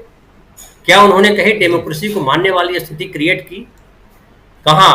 वो खालिद की बात हो, राहुल गांधी को हटाने की बात हो, विपक्ष का मजाक उड़ाने की बात हो, नेहरू गांधी का मजाक उड़ाने की बात हो, गांधी को गद्दार कहने की बात हो, उन पर गोली चलवाने की बात हो, ढेर सारे मसले, अनगिनत मसले। और जिस तरह से विपक्ष को खत्म करने की बात की गई कि विपक्ष जो है ही नहीं, और कहा कि जो है जनता ने चूंकि उनको सत्ता में बिठाया है इसलिए वही केवल देश हित समझते हैं, बाकी सब जो है स्वार्थ के लिए है और सब जो है राष्ट्र विरोधी है। ऐसा जो उन्होंने परसेप्शन गढ़ा, और उनके साथ साथ मीडिया ने जिस तरह का परसेप्शन गढ़ा जी। क्या लोकतंत्र में ऐसा ही मीडिया होता है? ये मोदी जी से सवाल किया जाना चाहिए था कि जो भारत का मुख्य मीडिया है क्या वही लोकतंत्र है? अरे भारत में अगर मीडिया का कोई लोकतांत्रिक स्वरूप बचा हुआ है तो मुझे लगता है कि जो अमेरिका से सोशल मीडिया चला उसकी वजह से बचा हुआ। अगर ये सोशल मीडिया अमेरिका से चल के भारत नहीं आता तो कहाँ होता? फिर तो हम वही, इंदिरा गांधी के जमाने में भी ऐसा मीडिया नहीं था। जब वो बात करते हैं, इमरजेंसी की बात करते हैं, आमतौर पे लोग नेता बोलते हैं कि आपातकाल में बड़ी बुरी स्थिति थी, लोकतंत्र जो है एकदम किनारे रख दिया गया। आज तो इमरजेंसी नहीं है, लेकिन जिस तरह के हालात किए गए हैं, वो चाहे मीडिया के साथ या जिस तरह से विपक्ष के साथ, या जिस तरह से धर्म के नाम पर, जिस तरह से जाति के नाम पर, जिस तरह से अपने लोगों को आगे करने के नाम पर, केवल धर्म के नाम पर भी नहीं कहा जा सकता। जो उन्होंने किया किसानों के साथ, जो उन्होंने किया महिला पहलवानों के साथ, वो सब तो हिंदू थे। किसको बख्शा इन्होंने? ना अपने पूर्वजों को बख्शा, यानी जो भारत के पूर्वज हैं, जो भारत के संविधान की जिन्होंने रचना की, किसी की रक्षा नहीं की। उन्होंने सिर्फ एक व्यक्ति की रक्षा की, उसका नाम है अडानी। और अडानी आज देखिए, जब जांच की बात आई तो अडानी के शेयर फिर धड़ाम हो गए। बिल्कुल। तो मुझे लगता है अमेरिका अपना लोकतंत्र क्या करता है वो तो अलग बात है। हमारे देश के जो नेता है आज की तारीख में, उनको लोकतंत्र की चिंता हुई है, उनको संविधान की चिंता हुई है, ये बहुत बड़ी बात है। और मुझे लगता है जो कांग्रेस पार्टी ने भी और विपक्ष ने भी, जो नीतीश कुमार हो या और भी नेता हो, चाहे वो, तो उन सब लोगों ने सामाजिक न्याय की बात की है, स्त्रियों को आगे बढ़ाने की बात की है।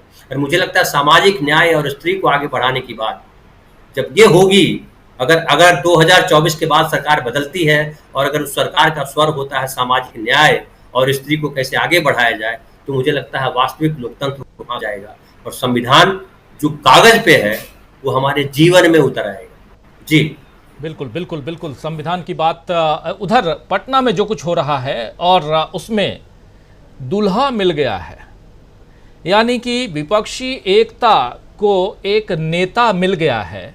लालू प्रसाद यादव सबसे आखिर में बोलने आए थे और लालू प्रसाद यादव ने पूरा अपने भाषण को दो जगह केंद्रित रखा, एक देश के लोकतंत्र और उसमें प्रधानमंत्री नरेंद्र मोदी का रवैया, और दूसरा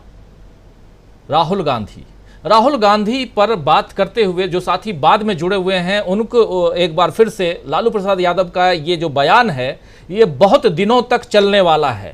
बार बार जब भी विपक्षी एकता की बात आएगी, जब भी राहुल गांधी की बात आएगी, 2024 का रिजल्ट अभी हम नहीं बता सकते क्या कुछ होने वाला, भविष्यवक्ता हम लोग नहीं हैं, लेकिन 2024 के चुनाव तक बार बार ये बात सामने आएगी और उस बात को सुन लेते हैं एक बार फिर से। और मीनू जी आपके पास आऊँगा फिर, क्या सचमुच विपक्ष को दूल्हा मिल गया है?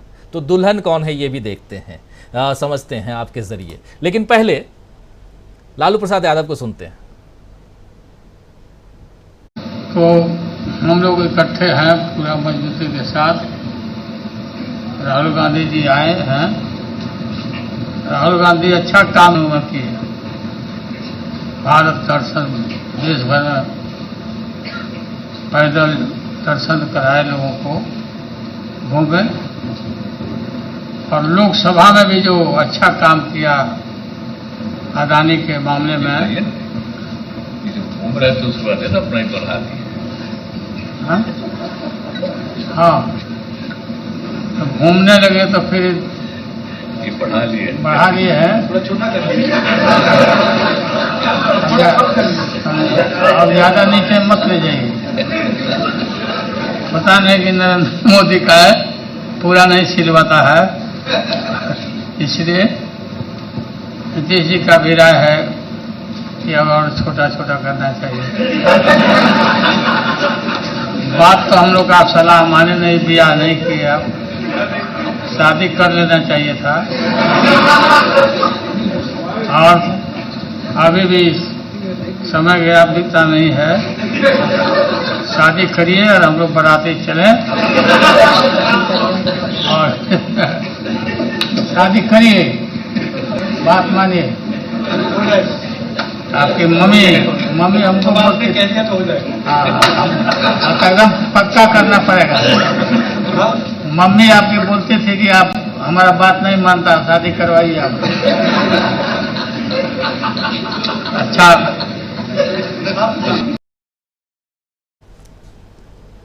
तो भले हंसी मजाक ही सही, लेकिन बहुत गंभीर बात और बहुत चतुर राजनेता हैं। आप जानते हैं लालू प्रसाद यादव, जो तमाम बातें वो कहते हुए कि राहुल गांधी ने बहुत अच्छा काम किया है। भारत जोड़ो यात्रा के दौरान वो पूरे हिंदुस्तान में घूमे, लोगों को एकजुट किया। उसके अलावा संसद में भी, लोकसभा में उन्होंने अदानी के मसले को उठाया, और इस बीच दाढ़ी बढ़ा ली है ये बात कह रहे थे नीतीश कुमार। लेकिन उसके साथ साथ इधर लालू प्रसाद यादव का कहना था कि उतना मत बढ़ा लो जितना मोदी जी बढ़ा लेते हैं। तो सीधा यहां भी प्रधानमंत्री नरेंद्र मोदी के ऊपर कटाक्ष, और उसके बाद फिर शादी कर लीजिए। कई बार कहा बारात जाने के लिए हम लोग तैयार हैं, और मम्मी भी आपकी कहती हैं कि शादी नहीं करता है। राहुल गांधी भी यहां रिस्पॉन्ड करते हुए नजर आए। तो बहुत कुछ यहाँ लालू प्रसाद यादव ने अपने इस 2 मिनट के वक्तव्य में, हालांकि और भी उनका वक्तव्य है जिसका एक हिस्सा आप लोगों को सुनाया है, एक हिस्सा पहले भी सुना चुका हूं और भी है, लेकिन सबसे बड़ी बात मीनू जी कि इस छोटे से अंश में लगभग 1.5-2 मिनट में इस पूरी मीटिंग में क्या कुछ होने जा रहा है, और इसके बाद क्या कुछ, किस दिशा में पूरा विपक्षी दल राहुल गांधी को देख रहा है, जहां तक मैं अनुमान लगा पा रहा हूं। आप भी जरा आपका विश्लेषण चाहिए। क्या एक बड़े नेता के रूप में यहां विपक्षी एकता की जब बात हो रही है तो वहां लालू प्रसाद यादव भी राहुल गांधी को देख रहे हैं। देखिए, सबसे बड़ी बात, तेजस्वी यादव भी उसी मंच पे थे। जी जी राजीव जी, देखिए, मैं अपनी बात की शुरुआत एक छोटी सी लोक कथा समझ लीजिए, या मॉरल स्टोरीज होती हैं, उसमें है, देसी है, बिल्कुल खाटी देसी एक कहानी है कि भाई एक पिता और पुत्र थे। तो घर में और कोई नहीं था, माँ की मृत्यु हो चुकी थी। पुत्र जो था वो कुंवारा था और शादी नहीं हो पा रही थी उसकी, काफी समय हो गया था। तो उनको इंतजार रहता था भाई कोई रिश्ता लेके आए तो हम शादी करें, तो रिश्ता भी नहीं आता था। तो एक दिन ऐसा बाई चांस हुआ कि उनके घर में एक बिल्ली कूद गई। तो वो लड़का जो था वो लाठी लेके बिल्ली को भगाने लगा, उसने भगाया उसके, तो उसके फादर ने कहा कि भाई भगा मत इसे, जनाने पैर पड़ गए, जनानी भी आ जाएगी। मतलब एक फीमेल के पैर पड़ गए बिल्ली के, तो अब फीमेल भी, बहू भी आ जाएगी घर में। तो ये जो आज जो हुआ है पटना में, वो एक जनानी के पैर पड़ गए। मीन्स विपक्षी एकता की जो प्रशांत जी कह रहे थे कि एक सांचा तैयार हो गया, डाई तैयार हो गई है। अब उसमें देखिए, ये मैंने आपके शो पे पहले भी कहा था कि आज के इसमें हमें ये नहीं मान लेना चाहिए कि बहुत कुछ पूरा डिटेल आ जाएगा, एक ब्लूप्रिंट बन के सामने आ जाएगा। और उसके लिए बता भी दिया है कि 12 जुलाई को दोबारा से ये लोग शिमला में मिल रहे हैं। तो वो उसमें निकल के आएगी चीज। और इसमें मोटा मोटी यही बात है कि विपक्षी दल आए, जिसमें कि बार बार ये संभावनाएं जताई जा रही थी कि फला नहीं आएगा, ढिका नहीं आएगा, ये नहीं आया तो ये होगा, तो उसमें ऑलमोस्ट सभी आए हैं। और देखिए सबको ये बात की अर्जेंसी नजर आ रही है कि हमें एक होना पड़ेगा, नहीं तो खत्म हो जाएंगे। और रही बात केजरीवाल जी की, तो केजरीवाल जी का बिल्कुल गलत प्लैंक ले रहे हैं वो। देखिए अगर ये सरकार बदलेगी तभी संघवाद बचेगा और तभी दिल्ली की सरकार बचेगी। आप खाली उसको लेके नाचते रहिए, ऑर्डिनेंस को, कुछ नहीं होगा। वो चीजें बाद की हैं। अगर आप कहे चलिए ऑर्डिनेंस में साथ दे भी दिया कांग्रेस ने, तो वो दोबारा ला सकते हैं ऑर्डिनेंस। ऐसा कुछ नहीं है कि वो सरकार दोबारा ला नहीं सकती, कोई ऑर्डिनेंस दोबारा ला सकती है वो सरकार। तो ये तो एक टग ऑफ वॉर है कि आप इधर खींचते रहोगे, आप उधर। उससे बेहतर है कि सरकार को डिसलॉज किया जाए। जो सरकार संघवाद पे इस कदर हमलावर है, जो कि इसमें ममता बनर्जी ने भी कहा, उन्होंने अच्छे से उन्होंने अपना उदाहरण दिया कि राज्यपाल किस तरह की भूमिका निभा रहे हैं। तो वो उन्होंने कहा ऑल्टरनेटिव गवर्नमेंट बने हुए हैं राज्यपाल। तो वो इस तरह का जो, और ये सभी जानते हैं कि संघवाद के ऊपर एक जबरदस्त हमला इस सरकार ने किया है। और मोदी जी वहां दुहाई दे रहे हैं कि हम संविधान के अनुसार चलता है हमारा देश। वो ये दुहाई दे रहे हैं कि वो बता रहे हैं कांग्रेस के सेशन में, कांग्रेस मतलब संसद वहां की, उसको कांग्रेस कहते हैं। तो उसमें जो कांग्रेस में वो कह रहे हैं मोदी जी की हमारा जो संविधान है वो हम भारत के लोग से शुरू होता है, वी द पीपल। अरे मोदी जी किसका उल्लू बना रहे हैं? आपके मोदी जी की जो पार्टी है उसकी अवधारणा में हिंदू राष्ट्र बनने जा रहा है, ये बनाने की उनकी मंशा है। और हिंदू राष्ट्र में वी द पीपल नहीं है, उसमें वी द पीपल कुछ सेलेक्टेड लोग हैं, एक सेलेक्टेड बहुसंख्यक है जो वी द पीपल है, उसमें माइनॉरिटीज वी द पीपल में, आपके वी द पीपल में नहीं आती है। संविधान निर्माताओं के वी द पीपल में सारी समुदाय, सारी जातियां, सारे धर्म आते थे, लेकिन आपके यहाँ नहीं आते हैं। वो बेवकूफ बना रहे हैं दुनिया का, और ये समझा रहे हैं कि लोकतंत्र की परिभाषा क्या है। और जो देखिए मजे की बात, पूरा बीजेपी का तंत्र और गोदी मीडिया, जो मेन स्ट्रीम मीडिया है, मोदी जी ने एक सवाल का जवाब वहां दे दिया प्रेस को, नाच रहे हैं, कूद रहे हैं, मोदी जी ने दे दिया, मोदी जी ने जवाब दे दिया, प्रेस कॉन्फ्रेंस कर दी। ऐसे कर रहे हैं जैसे कि शहर का कोई बड़ा स्कूल होता है ना, नर्सरी स्कूल, उसके में एडमिशन का इंटरव्यू पास कर लिया वो बच्चे ने। और वो जो खुशी माँ बाप को होती है कि भाई हमारा बच्चा इस वाले स्कूल के एडमिशन में पास हो गया, तो वो खुशी वो दिखा रहे हैं। मोदी मोदी जी को 25 सवाल करने चाहिए थे। वो विश्व गुरु बनने की तरफ जा रहे हैं, और जिस स्टेटस से वो इस टाइम गए हैं वहां पे, जो उनको कन्फर किया जा रहा है, उसमें तो कम से कम 25 या 50 सवाल होने चाहिए थे कि मोदी अल्टीमेटली बाइडेन को कहना पड़ता है कि लेट अस वाइंड अप, तो वो कि वाइंड अप करने की नौबत आनी चाहिए थी। इतने सवाल होने चाहिए थे। और सवाल भी क्या पूछा गया, शर्म से सिर झुक जाना चाहिए पूरे भाजपा का। 9 साल से जिनकी सरकार है, वहां पे सवाल उस देश के लोकतंत्र को तो छोड़िए, ये उस पे आ रहा है कि एक समुदाय विशेष के अधिकारों के हनन हो रहा है वहां पे, और उनके लिए आप कर क्या रहे हैं, क्या कर रहे हैं? वो सारा झूठ बोल रहे हैं सरासर कि सबको बराबर मिल रहा है बेनिफिट। आपने सीए एनआरसी लाए, वो क्या था? वो मुस्लिम के पक्ष में था। आपके यहाँ लिंचिंग हो रही है गौ मास के नाम पे, आप कुछ नहीं बोलते हैं, वो क्या मुसलमानों के पक्ष में है? आप बिल्किस बानो के हथियारों को छोड़ देते हैं और उनको कहते हैं कि ये तो संस्कारी ब्राह्मण है, आप ही की पार्टी के लोग कहते हैं, और आप कुछ नहीं बोलते हैं उसके ऊपर। वो क्या मुसलमानों के लिए आप बहुत कुछ कर रहे हैं। और अभी ताजा हाल में उत्तराखंड में मुसलमानों को भगा दिया गया एक पूरे जिले से। वो क्या वहां की प्रेस में रिपोर्ट नहीं हुआ? वहां की प्रेस में रिपोर्ट हुआ है। तो आप किसका बेवकूफ बना रहे हैं? मतलब इस इंटरनेट के युग में अगर आप इस तरह की कहानियां सुना रहे हैं, तो जनता भी समझ रही है और वहां के लोग भी समझ रहे हैं, और वो समझ रहे हैं तभी उन्होंने ये सवाल पूछा है। बस जिसका सलिल त्रिपाठी भी और जो पहले सलीम रिजवी साहब भी आ रहे थे शो में, उन्होंने भी बताया भी किस तरीके से ट्रक्स घूम रहे हैं, और वहां पे बताया जा रहा है कि हम किन किन बातों का विरोध कर रहे हैं और इनका जवाब दे। तो मोदी जी उनका वो जो पत्रकार, पूछने वाली जो पत्रकार है, वो उसी को देख के और जो अखबारों की रिपोर्ट पढ़ रहे हैं वो 9 साल से, उसके बेसिस पे पूछ रहे हैं। आप शर्म की बात देखिए कि हमारे तो देश में किसी की हिम्मत नहीं है, क्योंकि यहाँ प्रेस कॉन्फ्रेंस ही नहीं होती, लेकिन जिनसे करते भी हैं अक्षय कुमार वगैरह से, उनकी कोई औकात ही नहीं है ये पूछने की कि वो इस बात को पूछे, वो सवाल होता ही नहीं है।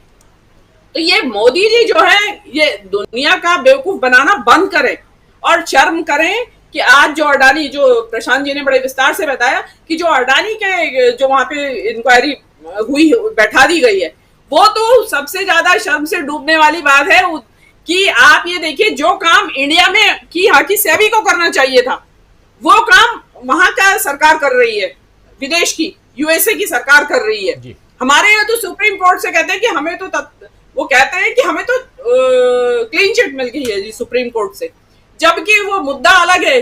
सुप्रीम कोर्ट से ये वाली क्लीन चिट नहीं मिली है जो कि यूएस में इंक्वायरी हो रही है।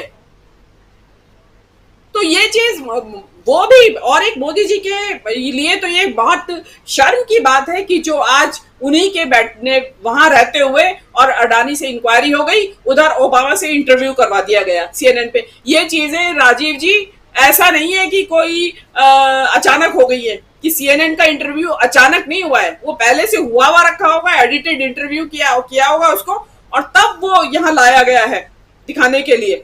तो इधर जो कैरेट एंड स्टिक कि एक तरफ कैरेट लटका दी, ऊपर पीछे से छड़ी मार रहे हैं, तो वो मोदी जी को साथ साथ औकात भी बता रहे हैं और उनको स्टेटस भी दे रहे हैं। और मैं एक चीज जो मैं बॉडी लैंग्वेज को रीड करती हूँ जो मोदी जी की, देखिए कुछ भी हो रहा हो, स्टेट विजिट हो रही है, उनको बड़ा सम्मान, आदर सम्मान और तरह तरह के ये वो हो रहे हैं, बहुत पॉम्प एंड शो और ये सब चीजें हो रही हैं, लेकिन मोदी जी अंदर से असहज लगते हैं। मोदी जी उस तरीके से उल्लास में या उस तरीके से जिसको कहते हैं ना जमीन पे पैर नहीं पड़ रहे हैं, ऐसी बात नहीं है। मोदी जी बहुत ज्यादा अंदर से उखड़े हुए हैं, वो इनफैक्ट कुछ अंदर चल रहा है उनके। और शायद ये जो चीजें हैं, बराक ओबामा का इंटरव्यू और ये अडानी की जो जांच है, जहां यूएस की जो सेबी की इक्विवेलेंट है जो उसने शुरू कर दी है, इसकी कुछ थोड़ी बहुत भनक मोदी जी को थी। और यही वो जो घबराहट है उनके चेहरे पे, उनका वो सहज नहीं है, मोदी जी बिल्कुल असहज है अंदर से, तो वो चीज सामने आ रही है अब। लेकिन मोदी जी जो है वो नाटक करने के माहिर है कि कुछ भी नाटक कर लेते हैं, तो वो चीज है। उनका देश जल रहा है, एक स्टेट जल रहा है देश मणिपुर का, उनको उस बात की कोई चिंता नहीं है, वो वहां राग रंग में बिजी है। तो लेकिन ये सब चीजें रिकॉर्ड हो रही है, और जो हेमंत बिस्व शर्मा की बात है वो तो पता नहीं कहां तक जाएगी, दूर तक। और अगर मोदी जी वास्तव में मुस्लिम समाज के हितैषी हैं और पक्षधर है, इस देश में बराबरी का दर्जा है, तो आने से पहले ही हेमंत बिस्व शर्मा का त्याग पत्र हो जाना चाहिए, मोदी जी के देश में आने से पहले। अगर नहीं होता है तो मोदी जी वहां बेकार में जनता की, पब्लिक की या दुनिया की आंख में धूल झोंक रहे हैं मुसलमानों को लेकर। जी राजीव जी बिल्कुल सही कह रही हैं आप, क्योंकि प्रधानमंत्री नरेंद्र मोदी उधर अल्पसंख्यकों पे अत्याचार, चाहे लोकतंत्र, चाहे मानवाधिकार, इन तमाम मसलों पे बात करते हुए, मीडिया के सवाल का जवाब देते हुए, और इधर क्या कुछ हो रहा है ये दुनिया देख रही है, क्योंकि ट्विटर के ज़रिए, ट्विटर पे आप वार कर रहे हैं। कहीं ऐसे किसी गली मोहल्ले में आपने नहीं कहा है, आपने पब्लिकली लिखा है, तो ये बहुत दूर तक बात निकलती है, तो दूर तक तो जाती ही है। राहुल गांधी आज सुबह जब पहुंचे वहां पटना, जरा इधर आना चाहता हूं पटना, इसलिए बार बार आप लोगों को खींच के लाता हूं क्योंकि यहां से जो तस्वीर निकल रही है वो एक और भी ज़्यादा बीजेपी के लिए डरावनी तस्वीर है। और लालू प्रसाद यादव का कथन हमने यहाँ लिख रखा है कि बीजेपी का होने वाला है बुरा हाल, क्योंकि लालू प्रसाद यादव ने ये बात कही है। लेकिन उससे पहले राहुल गांधी आज सदाकत आश्रम पहुँचे अपने मुख्यालय में, और बहुत ही ऐतिहासिक ये मुख्यालय है उनका। उस मुख्यालय में पहुंचे और वहां उन्होंने अपने संवाददाताओं को संबोधित किया। संबोधन में उन्होंने बहुत सारी बातें और जोश भरने की कोशिश की, और साथ साथ नफरत का जो बाजार यहाँ लग गया है हमारे देश में, और उस पर भी उन्होंने सीधा वार किया। मोहब्बत की बात करते ही हैं राहुल गांधी, वो भी एक बार सुनाना चाहता हूँ। और फिर अमलेंदु उपाध्याय जी आपके पास अगर मैं अपने प्रोड्यूसर से कहूँगा कि अगर हो सके तो सुबह की वो बाइट ज़रूर सुनाइए। राहुल गांधी जब पटना पहुँचे, 7 किलोमीटर तक की ये यात्रा राहुल गांधी की, और उसके उसके बाद फिर लालू प्रसाद यादव तो बाद में जो कहना था वो कहे ही, लेकिन राहुल गांधी ने भी बहुत सारी बातें अपने कार्यकर्ताओं को कही है। आता हूं, उनको दिखाऊंगा, थोड़ी देर में दिखाता हूं, लेकिन उससे पहले आना चाहता हूं अमलेंदु उपाध्याय जी आपके पास। किस रूप में पटना की इस आगाज को, एकता का आगाज जो है, उसको किस रूप में देखा जाए, आपका नजरिया इस पर?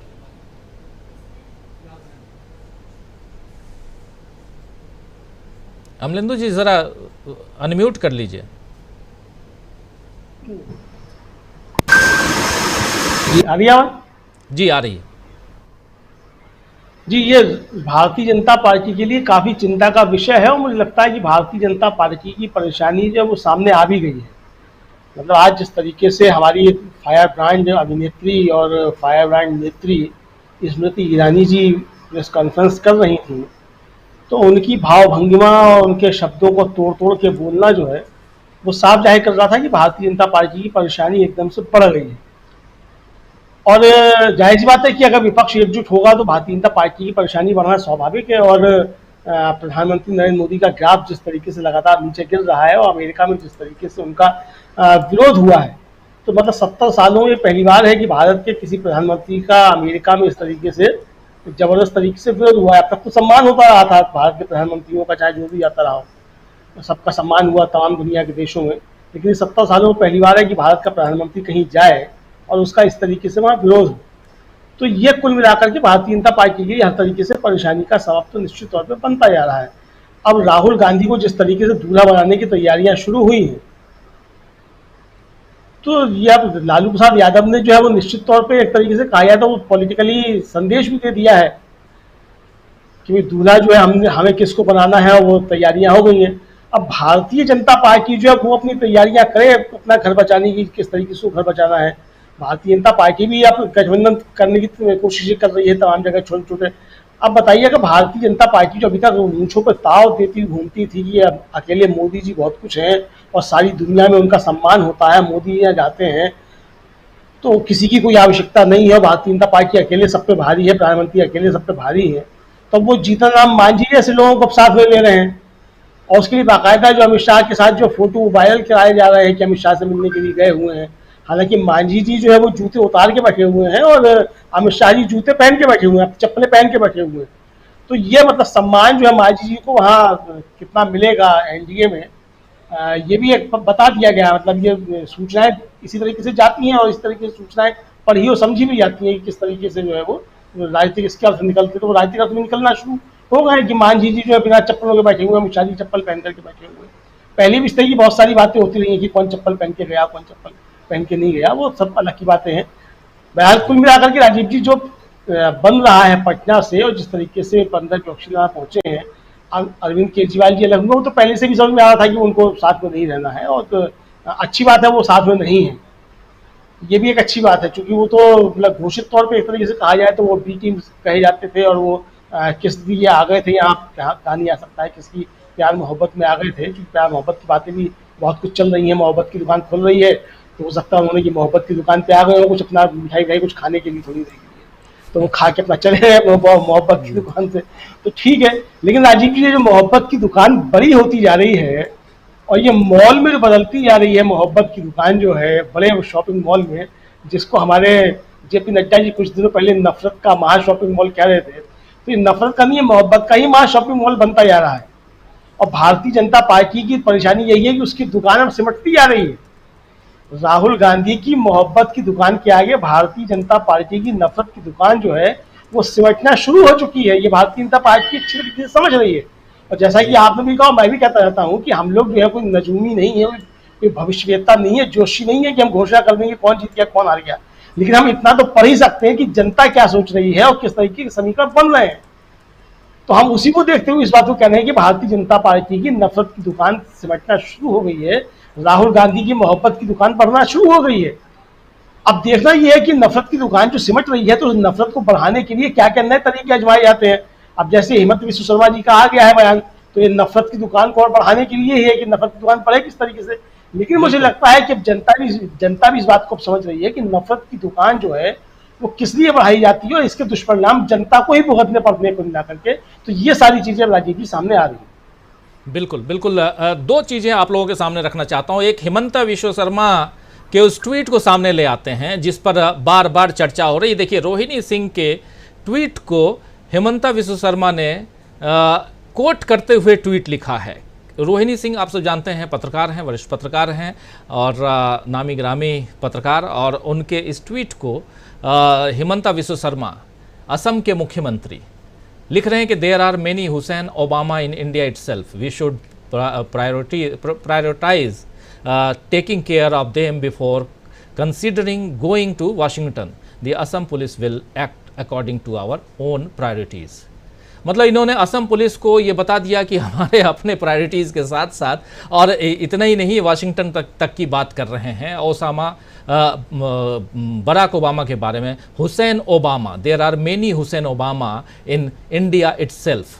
बहुत बड़ी बात, और ये बहुत ओछी हरकत कहें, शर्मनाक हरकत ये है, लेकिन मुख्यमंत्री साहब हैं, जिसके बारे में अभी कह रही थी मीनू जैन जी कि इनको प्रधानमंत्री नरेंद्र मोदी के आने से पहले इस्तीफा दे देना चाहिए। अब दूसरी चीज़, यहाँ एक नफरत की बात। प्रधानमंत्री नरेंद्र मोदी कल हिंदुस्तान में डेमोक्रेसी क्या है इसका लेक्चर दे रहे थे एक पत्रकार के सवाल के जवाब में। ये उसका प्रमाण यहाँ सामने आपको दिखाई दे रहा है। संवैधानिक कुर्सी पर बैठा हुआ एक आदमी क्या कुछ लिख रहा है, कैसे थ्रेट दे रहा है, धमकी दे रहा है। ये साफ धमकी है दूसरे ढंग से देखा जाए तो। लेकिन दूसरी तरफ राहुल गांधी हैं, अपने कार्यकर्ताओं में जोश उत्साह भरने की कोशिश कर रहे हैं। कैसे कर रहे हैं? पटना में आज सुबह इस मीटिंग से पहले क्या कुछ था, देख लीजिए जरा क्या कुछ कह रहे हैं राहुल गांधी, सुनिए। आप जानते हो कि हिंदुस्तान में विचारधारा की लड़ाई चल रही है। एक तरफ कांग्रेस पार्टी की भारत जोड़ो वाली विचारधारा और दूसरी तरफ बीजेपी आरएसएस की भारत तोड़ो वाली विचारधारा। ये लड़ाई है, और इसीलिए आज हम बिहार आए हैं, क्योंकि बिहार में कांग्रेस पार्टी का जो डीएनए है वो बिहार में है।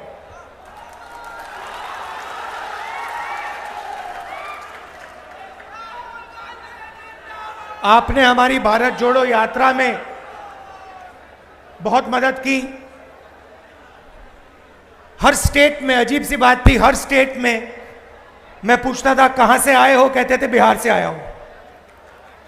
जहां भी जाओ, कर्नाटक, केरला, तमिलनाडु, आंध्रा, तेलंगाना, महाराष्ट्र, सब जगह बिहार के लोग हमारे साथ चले थे। बिल्कुल। तो आपने यात्रा में हमारी मदद की क्योंकि आप विचारधारा को मानते हो और विचारधारा को आप गहरी तरह से समझते हो। बीजेपी हिंदुस्तान को तोड़ने का काम कर रही है, नफरत फैलाने का काम कर रही है, हिंसा फैलाने का काम कर रही है, और कांग्रेस पार्टी जोड़ने का काम कर रही है और मोहब्बत फैलाने का काम कर रही है। क्योंकि आप जानते हो, आप बहुत अच्छी तरह जानते हो कि नफरत को नफरत से नहीं काटा जा सकता है। नफरत को सिर्फ मोहब्बत काट सकती है, और हम नफरत से लड़ते हैं, इसलिए हम मोहब्बत की बात करते हैं। तो यहाँ उदाहरण बिल्कुल साफ है। एक तरफ प्रधानमंत्री नरेंद्र मोदी लोकतंत्र की दुहाई दे रहे थे, दूसरी तरफ सुबह राहुल गांधी नफरत पर मोहब्बत की जीत होती है, ये अपने कार्यकर्ताओं में इस ढंग से उनको समझाने और उनमें उत्साह भरने की, जोश भरने की कोशिश कर रहे हैं। और तीसरी तरफ शाम होते होते आपने देख लिया कि असम के मुख्यमंत्री क्या कुछ लिख रहे हैं। सब कुछ सामने है। डॉक्टर दीपक पासपोर्ट जी, आपकी प्रतिक्रिया। देखिए, इसमें राजीव जी दो तीन बातों से मैं शुरू करना चाहता हूं कि पहली बात, जो हम पटना के बारे में काफी कुछ कहा जा रहा है कि यहाँ पे ये इतना बड़ा जो आयोजन हुआ, ये पटना में हुआ, इसके केंद्र में जो है वो नीतीश कुमार है। हम बार बार पटना के उस रामलीला मैदान की भी याद करते हैं जहां पर से जयप्रकाश नारायण ने नारा दिया और संपूर्ण क्रांति का आह्वान किया। लेकिन पटना के साथ एक बहुत बड़ा ऐतिहासिक संदर्भ जुड़ा हुआ है। वो ये है कि 1915 में नेहरू जो थे वो इंग्लैंड गए पढ़ने, और वो उनको ये लगने लगा कि मैं न तो भारत में हूं न तो मैं इंग्लैंड में हूं, और वो 1912 में वो वापस आ गए भारत। और पटना में 1912 में जो कांग्रेस का अधिवेशन हुआ बांकीपुर में, वो पहला प्रवेश था प्रतिनिधि के रूप में। नेहरू जी ने वहां पर जाकर सम्मेलन में शिरकत की थी। नेहरू के राजनीतिक कैरियर में पटना का बांकीपुर में हुआ जो कांग्रेस का अधिवेशन है बहुत बहुत बहुत महत्वपूर्ण है। राहुल गांधी देखिए पिछले लगभग 2 दशक से बहुत महत्वपूर्ण भूमिका निभा रहे हैं। हम उनके बहुत सारे अलग अलग रूपों को देख रहे हैं। हम उन्हें उनके उस रूप को भी देखा है कि लगातार कई राज्यों में वो चुनाव के प्रतिनिधि रहे, उन्हें लगातार असफलताएं मिलती रही। हमने फिर ये भी देखा कि उन्होंने कांग्रेस अध्यक्ष का पद पाया, फिर छोड़ा। उसके बाद फिर हमने देखा कि भारत जोड़ो यात्रा में उन्होंने बहुत बड़ी वो की, मतलब पूरी की पूरी राजनीतिक संदर्भ बदल दिया। मैंने, आपको याद होगा, बीच में एक बार ये भी कहा था कि अगर राहुल गांधी की तुलना अपने पुरखों से करनी होगी तो न राजीव गांधी से हो सकती, न इंदिरा गांधी से हो सकती, उनकी नेहरू से उनकी तुलना हो सकती है। लेकिन जवाहरलाल नेहरू ने भी स्क्रैच से शुरू किया था, खाली स्लेट से शुरू किया था, और राहुल गांधी को भी इस समय जो शुरुआत करनी पड़ रही है वो इस परिस्थितियों में कर रही है कि जब कांग्रेस पूरी की पूरी तरीके से एक तरह से लगभग खत्म हो चुकी थी, कमजोर हो चुकी थी, मृतप्राय हो चुकी थी संसदीय ताकत के रूप में। ठीक है, उसका वोट शेयर जो है वो बना रहा, लोग उसके कार्यकर्ता अभी भी हैं, लेकिन जिस प्रकार से एक कमजोर कांग्रेस राहुल गांधी को मिली थी वो लगभग वैसी जिस तरीके से जवाहरलाल नेहरू ने अपने राजनीतिक कैरियर की शुरुआत की थी। अभी तक बहुत सारी भूमिकाएं राहुल गांधी ने निभाई हैं। उनके हम लोग बहुत सारे, जिस समय भारत जोड़ो यात्रा शुरू हुई थी तब भी हम लोगों ने अनुमान लगाया था कि जब तक भारत जोड़ो यात्रा खत्म होगी कांग्रेस और राहुल गांधी एक बिल्कुल नए स्वरूप में होंगे। राहुल गांधी की ओर पूरी कांग्रेस ही नहीं, पूरा विपक्षी जो कुनबा है वो सारा का सारा आशा भरी निगाहों से देखेगा। और देखिए लगभग वैसा ही हो रहा है। राहुल गांधी अब एक बिल्कुल नई भूमिका में है, और वो भूमिका जो है वो है पूरे के पूरे विपक्ष को बांधना, विपक्ष को अपने साथ लेकर चलना।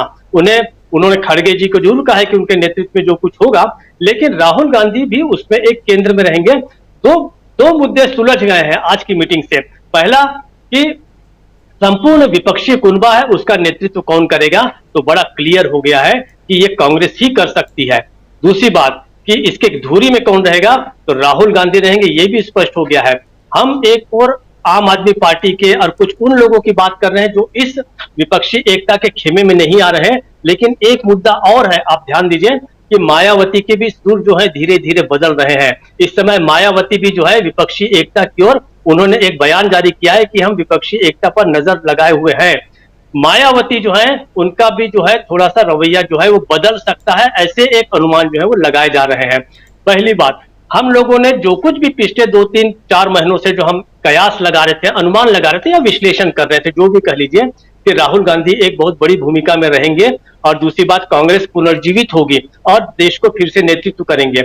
दूसरी, हम ये भी बहुत दिनों से अनुमान लगा रहे हैं और एक तरह से हम मान के चल रहे हैं कि इस विपक्षी एकता के विपक्षियों के एकजुट होने के बाद मोदी जो है और कमजोर हो जाएंगे। अब जिन लोगों को भारतीय जनता पार्टी से निकलना होगा या जिन लोगों को मोदी की आलोचना करनी होगी इंटरनली, वो भी अब शुरू हो जाएगी, क्योंकि अमेरिका से जो है वो मोदी लौट रहे हैं एक बहुत ही खराब छवि लेकर। ये पहली बार हो रहा है, जैसा हम सब जानते हैं कि किसी भी प्रधानमंत्री को इतना बुरा रवैया, इतना बुरा स्वागत तो नहीं कहेंगे, लेकिन जिस तरीके से उनके खिलाफ जो वहां पे जो ट्रक निकले, उनके बारे में सवाल पूछे गए, तो ये सब पहली बार होने के बाद मुझे लगता है कि ऑर्गेनाइजर का फिर कोई आगामी एक और अंक निकल सकता है जिसमें इस बात को और जोर दिया जाएगा कि अब मोदी नहीं चल सकते।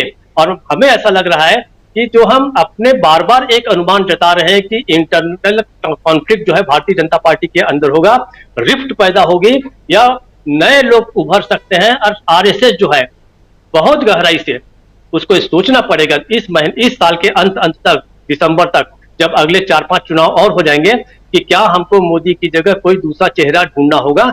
शायद हमारा ये अनुमान जो है डीबी लाइव का, ये भी सही साबित हो सकता है। राजीव जी, बहुत बड़ी बात कह रहे हैं और बहुत गंभीर बात कर रहे हैं आप। इसी गंभीर चर्चा को थोड़ा आगे बढ़ाते हैं। समय खत्म हो गया है, लेकिन जल्दी जल्दी इसको समेटने की कोशिश करते हैं। प्रोफेसर अखिल स्वामी जी, जिस गंभीरता से डॉक्टर दीपक पाचपोर जी और तमाम मसलों को यहाँ रख रहे हैं, इसको आप किस रूप में देखते हैं? राहुल गांधी एक उभरते हुए सितारे के रूप में, और ख़ासकर तब जबकि राहुल गांधी के ऊपर बहुत सारी बातें हो रही थी, अचानक राहुल गांधी पदयात्रा करते हैं और उसके बाद से परिस्थितियां बहुत बदली हुई नज़र आ रही हैं। राहुल में कोई बदलाव नहीं, जैसे पहले थे वैसे ही आज भी हैं, लेकिन बदलाव उन लोगों में है जो राहुल गांधी को दूसरे नज़रिए से देखा करते थे। दूसरी बात, प्रधानमंत्री नरेंद्र मोदी, उनका सितारा अब डाउन होता हुआ, गर्दिश की ओर बढ़ता हुआ, कैसे देखा जाए अब भारत की सियासत को? और तीसरी बात यहाँ और रख देना चाहता हूँ, सब कुछ आपके सामने है। पटना में आज पहली बैठक हो गई जहां 15 दल एक साथ आ गए। स्वामी जी, देखिए राजीव जी, वास्तविकता में रण क्षेत्र में दोनों तरफ की सेनाएं सुसज्जित होके एक आमने सामने खड़ी हो गई हैं, शंखनाद हो चुका है। और मुझे ऐसा लगता है, जो मेरी कल्पना है, जो मैं दृश्य देख रहा हूं और जो मैं पूर्वानुमान लगा रहा हूं, एक तरफ ऐसे योद्धा हैं जिसमें धनुर्धर भी हैं, जिसमें गदाधारी भी हैं, जिसमें रथवीर भी हैं, हर प्रकार के योद्धा हैं, हर जाति और धर्म के योद्धा हैं। और दूसरी तरफ एक ऐसी सेना है, केवल एक क्षेत्र की सेना है, जो पूरे देश का रिप्रेजेंटेशन नहीं करती है। तो मैं वास्तविकता में राजीव जी, जो मैं कल्पना कर रहा हूं, जो मैं देख रहा हूं, एक तरफ केवल एक राज्य की सेना है, दूसरी तरफ स्टालिन जैसे लोग हैं, शरद पवार जैसे लोग हैं, सोरेन साहब जैसे लोग हैं, लालू यादव, नीतीश कुमार जैसे लोग हैं, राहुल गांधी जैसे योद्धा हैं, जो कि बिल्कुल अर्जुन की तरह, धनुर्धर की तरह, उनका लक्ष्य जो है चिड़िया की आंख की तरफ है। तो मेरे तरफ एक ऐसी सेना है जो कि भागने के लिए तैयार है, मौका पाते ही वो मुड़ के वापस दौड़ लेगी। और दूसरी तरफ वो तेजस्विता से, अपने जोश से भरी हुई सेना है, जो दूसरी सेना को खदेड़ने के लिए तैयार है। 1977 का परिदृश्य राजीव जी मैं देख रहा हूं, जो मैंने भोपाल के मैदान में मोरारजी देसाई की, जगजीवन राम की मीटिंग सुनी थी और देखी थी, जो जोश मैंने देखा था, वही आज पाटलिपुत्र में मैंने राहुल गांधी के लिए देखा है। और आप आश्चर्य मत कीजिएगा, बिल्कुल उस प्रकार के रिजल्ट्स। अभी लोग 150-200 सीट की बात कर रहे हैं, मेरी कल्पना में बीजेपी 50 सीट क्रॉस नहीं कर पाएगी, अगर इसी प्रकार के शरद पवार और लालू यादव, नीतीश कुमार और सब लोगों के, उद्धव ठाकरे के बीच में इस प्रकार का सामंजस्य रहा। बीजेपी 50 सीट क्रॉस नहीं कर पाएगी राजीव जी।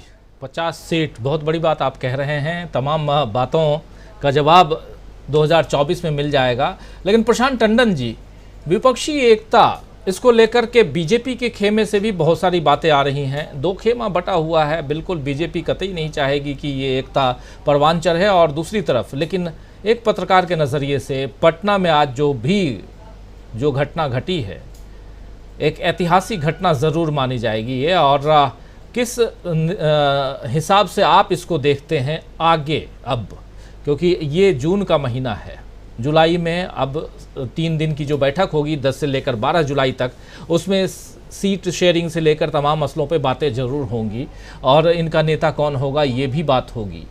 लेकिन सबसे बड़ी बात कि क्या यहाँ से विपक्षी एकता की शुरुआत मानी जाए? जी राजीव जी, पहली बात तो जो हेमंत बिस्वा शर्मा का ट्वीट है जी, पूर्व राष्ट्रपति बराक ओबामा को खिल्ली उड़ाते हुए और उनके ऊपर इस्लामिक टिप्पणी करता हुआ वो ट्वीट, हुसैन ओबामा को उन्होंने फोकस किया है। वो ट्वीट अमेरिका में बहुत दूर तक पहुंच गया है और काफ़ी संभावना है कि भारतीय एम्बेसडर, भारतीय जो राजदूत हैं जो मोदी जी के साथ इस वक्त होंगे, उन्होंने मोदी जी को भी पढ़ा दिया होगा वो, और वो अमेरिका की सरकार के भी कोई दफ्तर खुल चुके होंगे वहाँ पे अब। तो वो वॉशिंगटन में भी तमाम इम्पोर्टेंट हलकों में और मीडिया में पहुँच गया होगा। तो एक तो ये बात। दूसरा, जो आपने विपक्षी एकता की बात की, हमारे तमाम साथियों ने उसको अलग अलग तरीके से एक्सप्लेन कर दिया। मैं एक दो बात उसमें जोड़ना ये चाहता हूँ राजीव जी। एक तो ये बात तो तय है कि विपक्षी, जैसे मैंने शुरू में कहा, कि वो डाई कास्ट हो गई है। अब शिमला में केवल झंडा, बैनर, बिल्ला तय होना है।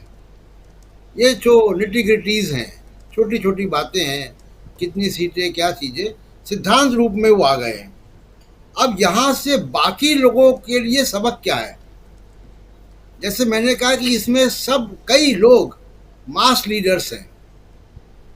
तो अब भारतीय लोकतंत्र में के जो स्टेक होल्डर्स हैं, उनको अलग तरीके से भारत की राजनीति का विश्लेषण करना चाहिए। मुख्य तौर पर ब्यूरोक्रेसी, मीडिया, उद्योग जगत और न्यायपालिका, चुनाव आयोग भी, इन लोगों को अब रीइवैल्यूएट करना चाहिए, नए सिरे से सोचना चाहिए कि ये नई रियलिटी है और ये रियलिटी का काफ़ी उम्मीद है कि सत्ता में आ रहे हैं ये। तो क्या आप चाहेंगे कि सत्ता में आए और वेंजेंस के साथ आए, बदले की भावना के साथ आए, और आने के बाद उनको मैंडेट होगा इस नफरत वाले मीडिया से निपटने के लिए? उनको मैंडेट होगा कुछ जो उद्योगपति हैं, जो भारत के लोकतंत्र के खिलाफ काम कर रहे हैं, उनके खिलाफ कार्रवाई करने का। कुछ ये योग वाले भी, उनको भी। तो ये जो तमाम दवाइयाँ बेचने वाले और ब्यूरोक्रेट्स, इन सब को अब नए सिरे से इस ज़मीनी सच्चाई को भारत के लोकतंत्र की समझना होगा और इसकी एनालिसिस करनी होगी कि अब वो इन राजनीतिज्ञों से किस तरीके का बर्ताव करें। कहाँ ईडी की टीम भेजें, कहाँ इनकम टैक्स की भेजें, कहाँ नहीं भेजें। क्योंकि अमेरिका से लौटने के बाद ये तय बात है कि अमेरिका से मोदी जी अपना कर्ज छोटा करवा के लौट रहे हैं। अगर मोदी जी के अंदर अमेरिका में इतना वजूद होता, दम होता, तो अडानी के खिलाफ उनके रहते हुए जांच नहीं बैठती। और जैसा सलील बता रहे थे, और अमेरिकन सिस्टम को मैं भी जानता हूँ, आप ही क्या कई बार एग्जाम्पल दिया है गुप्ता का, जिसको 2 साल की सज़ा हुई थी, दीपक गुप्ता नाम शायद, तो इनसाइड ट्रेडिंग पर। तो अमेरिका में बहुत, या पश्चिम के देशों में जो जांच होती है उसमें किसी कुछ चलता नहीं है। भारत की तरह नहीं है कि रेड लाइट जंप करके 100 रुपए दे के आप निकल जाएं। वहां पे आपको अगर जांच बैठ गई है तो वो जांच अपने कंक्लूजन पे पहुंचेगी। और फाइनेंशियल जो न्यूयॉर्क के अटॉर्नी की जांच है, वो वाइट कॉलर क्राइम की जांच करते हैं।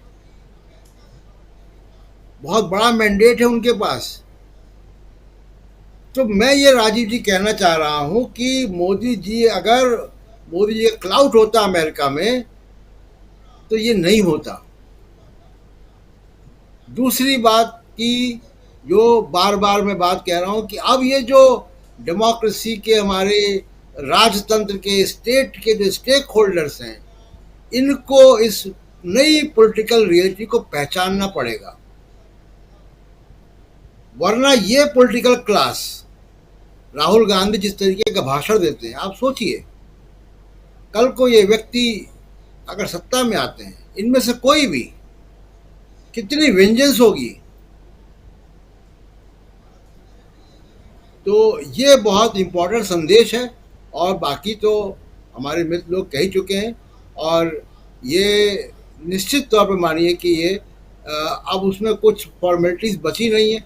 आम आदमी पार्टी के बारे में सिर्फ एक बात मैं कहना चाहता हूं कि देखिए, वो वहाँ बार्गेन करने गए थे।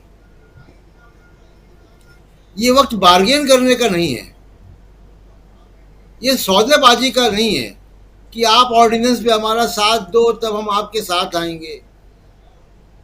इस वक्त देश के लोकतंत्र के ऊपर सवाल है। संवैधानिक लोकतंत्र रहेगा कि बचेगा, इस पर सवाल है। अमेरिका में बसी हुई एक बड़ी युवा पत्रकार को ये बात समझ में आ रही है, जो सवाल पूछ रही मोदी से। अमेरिका के 75 सांसदों को ये बात समझ में आ रही है। तो भारत के लोगों को भी समझना चाहिए, और कम से कम ऐसे लोगों को जिनकी 2 राज्य कहें या 1.5 राज्य कहें, वहाँ सरकारें हैं, तो वहाँ सौदेबाजी का वक्त नहीं है। अभी आप साथ आए, उसके बाद जो चीज़ें होंगी वो होंगी। अगर एक चुनी हुई डेमोक्रेटिक सरकार आएगी जिसका भारत के संविधान के प्रति आस्था होगी, वो इस तरीके का ऑर्डिनेंस नहीं लाएगी। सब्र का साथ लें। आप कपड़े की दुकान में मोल भाव करने नहीं गए हैं कि इतना खरीदेंगे तो एक फ्री दे दो। राजीव जी।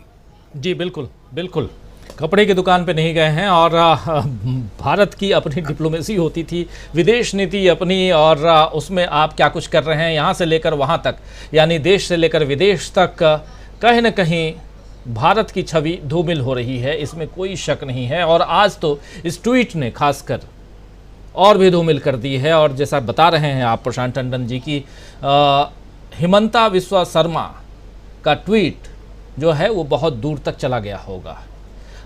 बराक ओबामा का नाम बराक लेकर के, और कहते थे कि हमारे बहुत अच्छे दोस्त हैं, तो उस दोस्त के ऊपर आपके ही एक राज्य के मुख्यमंत्री ने घटिया टिप्पणी की है, नस्लीय टिप्पणी की है।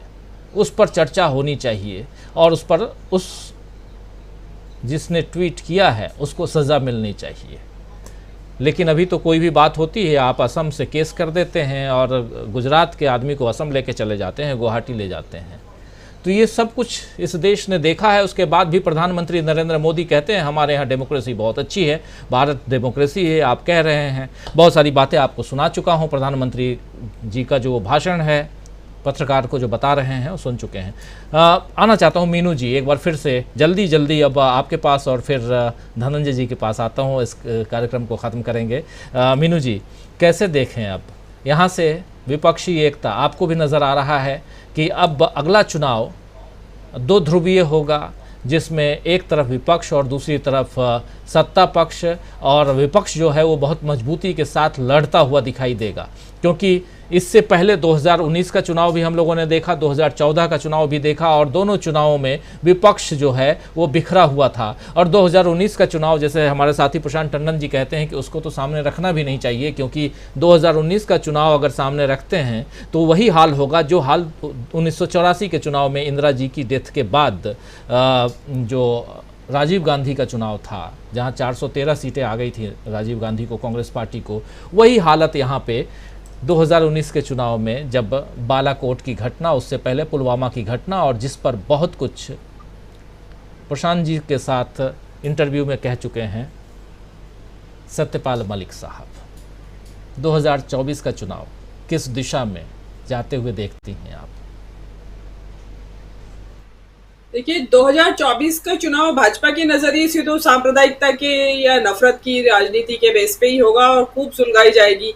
आप जो हेमंत बिस्व शर्मा का ट्वीट है वो बताता है कि वहाँ मामला नहीं हुआ है अभी नफरत का, वो उसी तरह चलता रहेगा। अब महत्वपूर्ण है विपक्षी एकता। तो आज की जो मीटिंग है उसमें जिस तरीके से शिरकत हुई है और जिस तरीके से सभी नेताओं ने बोला भी है, तो उससे लगता है कि अब जो है पानी सिर से गुजर गया है उन विपक्षी नेताओं के, और उनको भी देखिए समझ आ गई है, जिसको कहते हैं कि भाई उनको भी लगने लगा है कि अब हमें ऐंठ अपनी और अपनी अहंकार, अपना घमंड या अपने जो ईगो है उसको एक तरफ रखना पड़ेगा और साथ में आना पड़ेगा। जो कोई अपना अहम या अहंकार लेके चलेगा तो वो अकेला ही चलेगा फिर, और अकेला चलेगा तो खत्म हो जाएगा।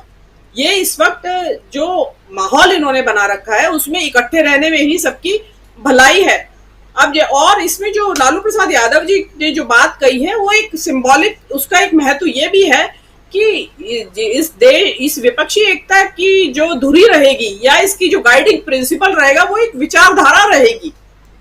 विचारधारा को जहां भी कोई बीच में अड़ने की कोशिश करेगा, जहां भी किसी का ईगो आएगा, कोई अहंकार की बात करेगा, वहां उसको समझाया जाएगा इस विचारधारा के को ही मुद्दा बना के कि देखिए इस विचारधारा से लड़ना है तो साथ आ जाइए, अहंकार को एक तरफ रख दीजिए, अपने ताक पे रख दीजिए और साथ आइए। तो राहुल गांधी की ये जो विचारधारा है, ये एक दुल्हा जिसको कह सकते हैं कि वो एक विचारधारा दूल्हे का के रूप में वहां उस एकता का वायस बनेगी। और अगर ये विचारधारा ही एकता का वायस बनती है तो फिर ये एकता बहुत मजबूत चलेगी। और मुझे लगता है कि ये जो इसकी शिमला की जो मीटिंग है उसमें काफी कुछ कॉन्क्रीट निकल के आएगा, बशर्ते कि इसी बीच में 10-20 नेता ईडी और आईटी और सीबीआई के चक्कर में फंसा के जेल में न डाल दिए जाएं, बशर्ते। इसकी संभावना काफी प्रबल है कि जैसे जैसे ये परवान चढ़ेगी विपक्षी एकता की बात, वैसे वैसे ये जो सीबीआईटी और ये ईडी के जो रोल है वो बढ़ता चला जाएगा। और जो कि मान भी रहे हैं सभी लोग कि 2024 के चुनाव होने तक विपक्षी नेता जेल में होंगे अधिकतर।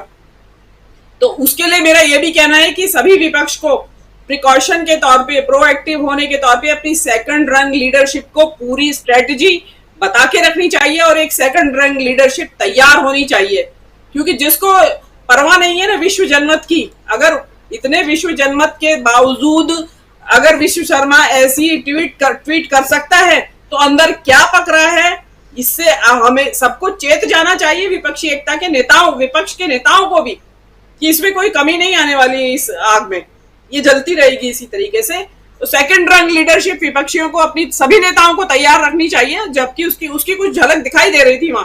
सेकंड रंग लीडरशिप सभी पार्टियों के पीछे बैठी हुई थी, हर एक नेता के पीछे, कांग्रेस हो, आरजेडी हो, शिवसेना हो, हर एक पार्टी की सेकंड जो दूसरी पंक्ति का नेतृत्व है वो बैठा हुआ था वहां पे।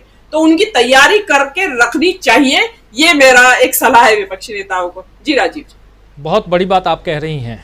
और ये विपक्षी नेताओं को आगामी चुनाव से पहले ये सब कुछ ध्यान रखना होगा। हालांकि बहुत शानदार आज जो बैठक थी उसमें सेकंड लाइन में एनसीपी से सुप्रिया सुले वहाँ पे मौजूद थीं।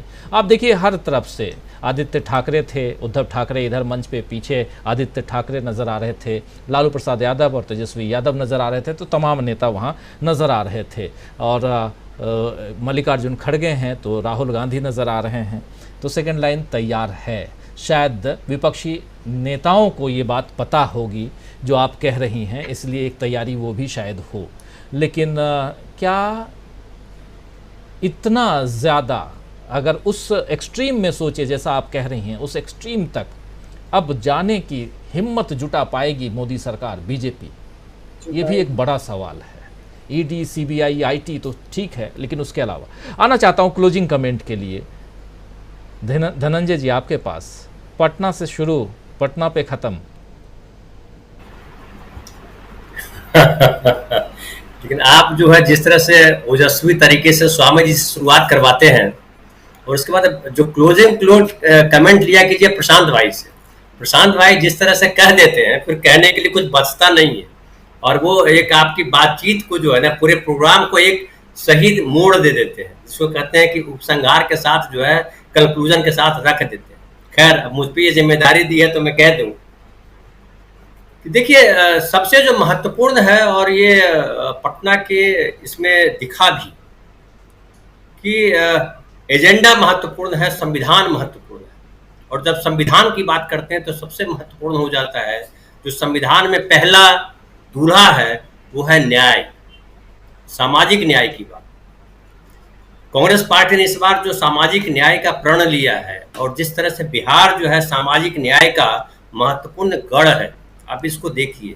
पिछले 33 वर्षों से या 30 वर्षों से आप जो बिहार में सरकारें देख रहे हैं वो सामाजिक न्याय के नाम पे चल रही हैं, और सामाजिक न्याय वहाँ हुआ है। वो आप जाके देखिए अगर, तो आपको समझ में आता है कि पिछड़े वर्ग हो या दलित वर्ग के लोग हों या सवर्ण भी हो, बहुजनवाद का जो एक है, और जो महिलाओं की जिस तरह से भागीदारी बढ़ी है बिहार में, वो चाहे पंचायत चुनाव की बात हो या नौकरियों की बात हो या सड़कों पर चलने की बात हो, वो संविधान में जिस तरह के न्याय और स्वतंत्रता की बात हमने कही है, हमारे पुरखों ने रखी है, वहाँ साकार होता हुआ दिखता है। और कांग्रेस पार्टी ने जिस तरह से सामाजिक न्याय की बात को आगे बढ़ाने का काम किया है या कहा है, और जिस तरह से राजस्थान में भी आप देख लीजिए, छत्तीसगढ़ में देख लीजिए, जिस तरह से सामाजिक न्याय पे काम हो रहा है, खाली राजनीति में ही नहीं, उस जमीन पे दिखाई पड़ रहा है कि आप जो है महिलाओं को जिस तरह से आगे किए जाने की बात की जा रही है। तो मुझे लगता है ये जो विपक्ष का जो वहाँ एका हुआ है वो केवल राजनीतिक तौर पे या किसी सरकार को हटाने के लिए नहीं है। मैं नहीं मानता हूँ केवल मोदी जी को हटाने के लिए विपक्ष यहाँ जमा हुआ है, बल्कि विपक्ष ने नारा ही दिया है कि हमको संविधान बचाना है, और संविधान बचाने के लिए ही जो है, आप रंग देखिए राजीव जी कि दक्षिण से स्टालिन आए हैं, स्टालिन जो है प्रतिनिधित्व कर रहे हैं पेरियार का, जिस तरह की जो है पिछड़े दलित की राजनीति वहाँ शुरू हुई थी आज़ादी के साथ, उसका प्रतिनिधित्व कर रहे हैं। फिर आप जब सामाजिक न्याय की बात करते हैं तो अल्पसंख्यकों को छोड़ नहीं सकते हैं, और आप देखिए कि उत्तर से आते हैं महबूबा मुफ्ती आती हैं और उमर अब्दुल्ला आते हैं। फिर आप चले जाइए बिहार चले जाइए, तो बिहार में आप देख ही रहे हैं कि वो चाहे आप याद कीजिए अगर कि पहला जो है जब मुख्यमंत्री जब बने ये नीतीश कुमार, तो उन्होंने दशरथ मांझी जी को कुर्सी पे बिठाया और कहा कि महसूस कीजिए कि मुख्यमंत्री की कुर्सी कैसी होती। तो एक आम आदमी को विशेष बना देना बिहार में बताया गया। तो ढेर सारी बातें हैं, और मुझे लगता है कि ये जो विपक्ष जो जमा हुआ है वो सारा हो चुका है, एजेंडा उसका तय है, जैसा कि प्रशांत भाई ने भी कहा। अब सीटों का बंटवारा भी कोई बहुत मुश्किल काम नहीं है। केवल उत्तर प्रदेश में अखिलेश जी को हम लोगों ने यहाँ भी चर्चा में कम उनकी चर्चा की है, अखिलेश जी की बहुत महत्वपूर्ण भूमिका है। और जैसा कि कहा हमारे एक साथी ने कि ममता ये जो हमारे दलित राजनीति की जो प्रतिनिधि मानी जाती है अब तक, मायावती जी को भी लग रहा है कि अगर इस विपक्ष के एजेंडे में हम नहीं शामिल होते हैं तो हम छूट जाएंगे, क्योंकि दलित तो शामिल है इस एजेंडे में। खड़गे साहब जो है दलित राजनीति का प्रतिनिधित्व कर रहे हैं, तो दलित तो शामिल है, लेकिन दलित का प्रतिनिधित्व करने वाली अगर अपने आप को बोलती है मायावती, वो अगर शामिल नहीं होती हैं तो इतिहास उनको याद रखेगा, फिर इतिहास में उनको जो है धोखेबाज के तौर पर उनका नाम लिया जाए। तो ममता दीदी तो इस बात को समझ रही हैं, लेकिन क्या मायावती समझ रही हैं, ये मायावती के लिए सवाल है। तो मुझे लगता है कि कुल मिलाकर के उत्तर प्रदेश बहुत महत्वपूर्ण स्थिति में है, और मुझे लगता है जब जुलाई में ये शिमला में चीजें घटित होंगी, उसके पहले नीतीश कुमार, तेजस्वी यादव और अखिलेश यादव बैठ करके ये तय कर चुके होंगे कि उत्तर प्रदेश को किस तरह से हम हल करेंगे। जी राजीव जी बिल्कुल बिल्कुल। पटना को लेकर आज की बैठक को लेकर एक सोशल मीडिया पे एक पोस्ट तैर रहा है, वो हो सकता है कि बीजेपी की तरफ से हो, लेकिन आप लोगों के बीच रख देता हूँ। लिख रहे हैं कि पटना के बाद आपस में पटना ज़रूरी है विपक्षी एकता के लिए। एक तो बाहर निकल गए हैं, सब पटाए हैं। पटना के लोग पटने के बाद ही बताते हैं, बाहर आते हैं, बिना पटाए बाहर नहीं बताते हैं, वो छुपा के रखते हैं, जब पट जाते हैं तो बताते हैं। बिल्कुल सही। तो पट के आए हैं पटना में और आगे बढ़ रहे हैं, और उधर नींद हराम कर रहे होंगे नरेंद्र मोदी जी की, जो अब वॉशिंगटन डीसी से सीधे कायरो की तरफ बढ़ने वाले हैं। लेकिन उससे पहले बहुत कुछ हो चुका है। एक तरफ उनके ही साथी व्यापारी अदानी साहब, जो पहली दफा उनके साथ नहीं गए और उस भोज में भी नहीं थे, जिस भोज में अलग अलग चेहरे नज़र आ रहे थे व्यापारियों के, जिसमें नीता अंबानी दिखाई दे रही थी, मुकेश अंबानी दिखाई दे रहे थे, जिसमें बहुत सारे लोग दिखाई दे रहे थे, महिंद्रा दिखाई दे रहे थे, आनंद महिंद्रा, बहुत सारे व्यापारी दिखाई दे रहे थे। लेकिन आज गौतम अदानी मिसिंग थे। लेकिन गौतम अदानी को अमेरिका ने मिस नहीं किया। गौतम अदानी को सुबह से अमेरिका याद आ रहा होगा, क्योंकि उनका शेयर धड़ाम बोल रहा था। और ये वहीं पर तब जबकि प्रधानमंत्री नरेंद्र मोदी थे मौजूद, और इधर प्रधानमंत्री नरेंद्र मोदी की नींद हराम करने के लिए, नींद उड़ाने के लिए बैठे हुए थे 5 विपक्षी दलों के नेता। और इन सब में सबसे प्रमुख रूप से पहली बार पिछले लगभग 4-5 साल के बाद इतने लोगों के बीच मुखातिब हुए लालू प्रसाद यादव, अपने अंदाज में, उसी अंदाज में जिस अंदाज में हमेशा वो भाषण देते रहे या मीडिया को संबोधित करते रहे, वो सब कुछ आप लोग देख चुके हैं। और मैं जान रहा हूँ प्रोफेसर अखिल स्वामी जी अर्ली राइज करने वाले, जल्दी जगने वाले और जल्दी सोने वालों में से एक हैं। और जब 8:30 बजता है उसके बाद से मेरी एक नज़र उन्हीं की तरफ रहती है, कहीं नींद तो नहीं आ रही होगी स्वामी जी को। तो जल्दी जल्दी इस कार्यक्रम को समाप्त करूंगा और बहुत शुक्रिया अदा करता हूं स्वामी जी की, आप एक लंबे कार्यक्रम में आप बैठते हैं और इस चर्चा में हिस्सा लेते हैं। और जैसा इन्होंने कहा धनंजय जी ने कि बिल्कुल ओज भरने के लिए, एक ओजस्वी वक्तव्य के लिए आपको सबसे पहले लेकर आता हूं और आप इस चर्चा में बिल्कुल जान फूंक डालते हैं। तो इसलिए बहुत शुक्रिया आपको इस चर्चा में भाग लेने के लिए। और कोशिश यही रहती है कि चर्चा जल्दी ख़त्म करूं, लेकिन बहुत सारी चीज़ें रहती हैं जो आप सबसे सुनना भी अच्छा लगता है और हमारे तमाम दर्शकों तक पहुंचाना भी ज़रूरी होता है। तो बहुत बहुत धन्यवाद देता हूं स्वामी जी आपको एक बार फिर से, बहुत धन्यवाद धनंजय जी आपको, मीनू जी आपको, प्रशांत जी, डॉक्टर दीपक पाचपोर जी और अमलेंदु जी, और साथ में उधर न्यूयॉर्क से जुड़े थे हमारे साथी सलिल त्रिपाठी जी, उनको भी बहुत बहुत धन्यवाद आप सबको। और आप तमाम साथी जो हमारे साथ जुड़े हुए हैं, बने हुए हैं, देखिए शानदार कमेंट आप लोगों के आते हैं। कुछ लोग आप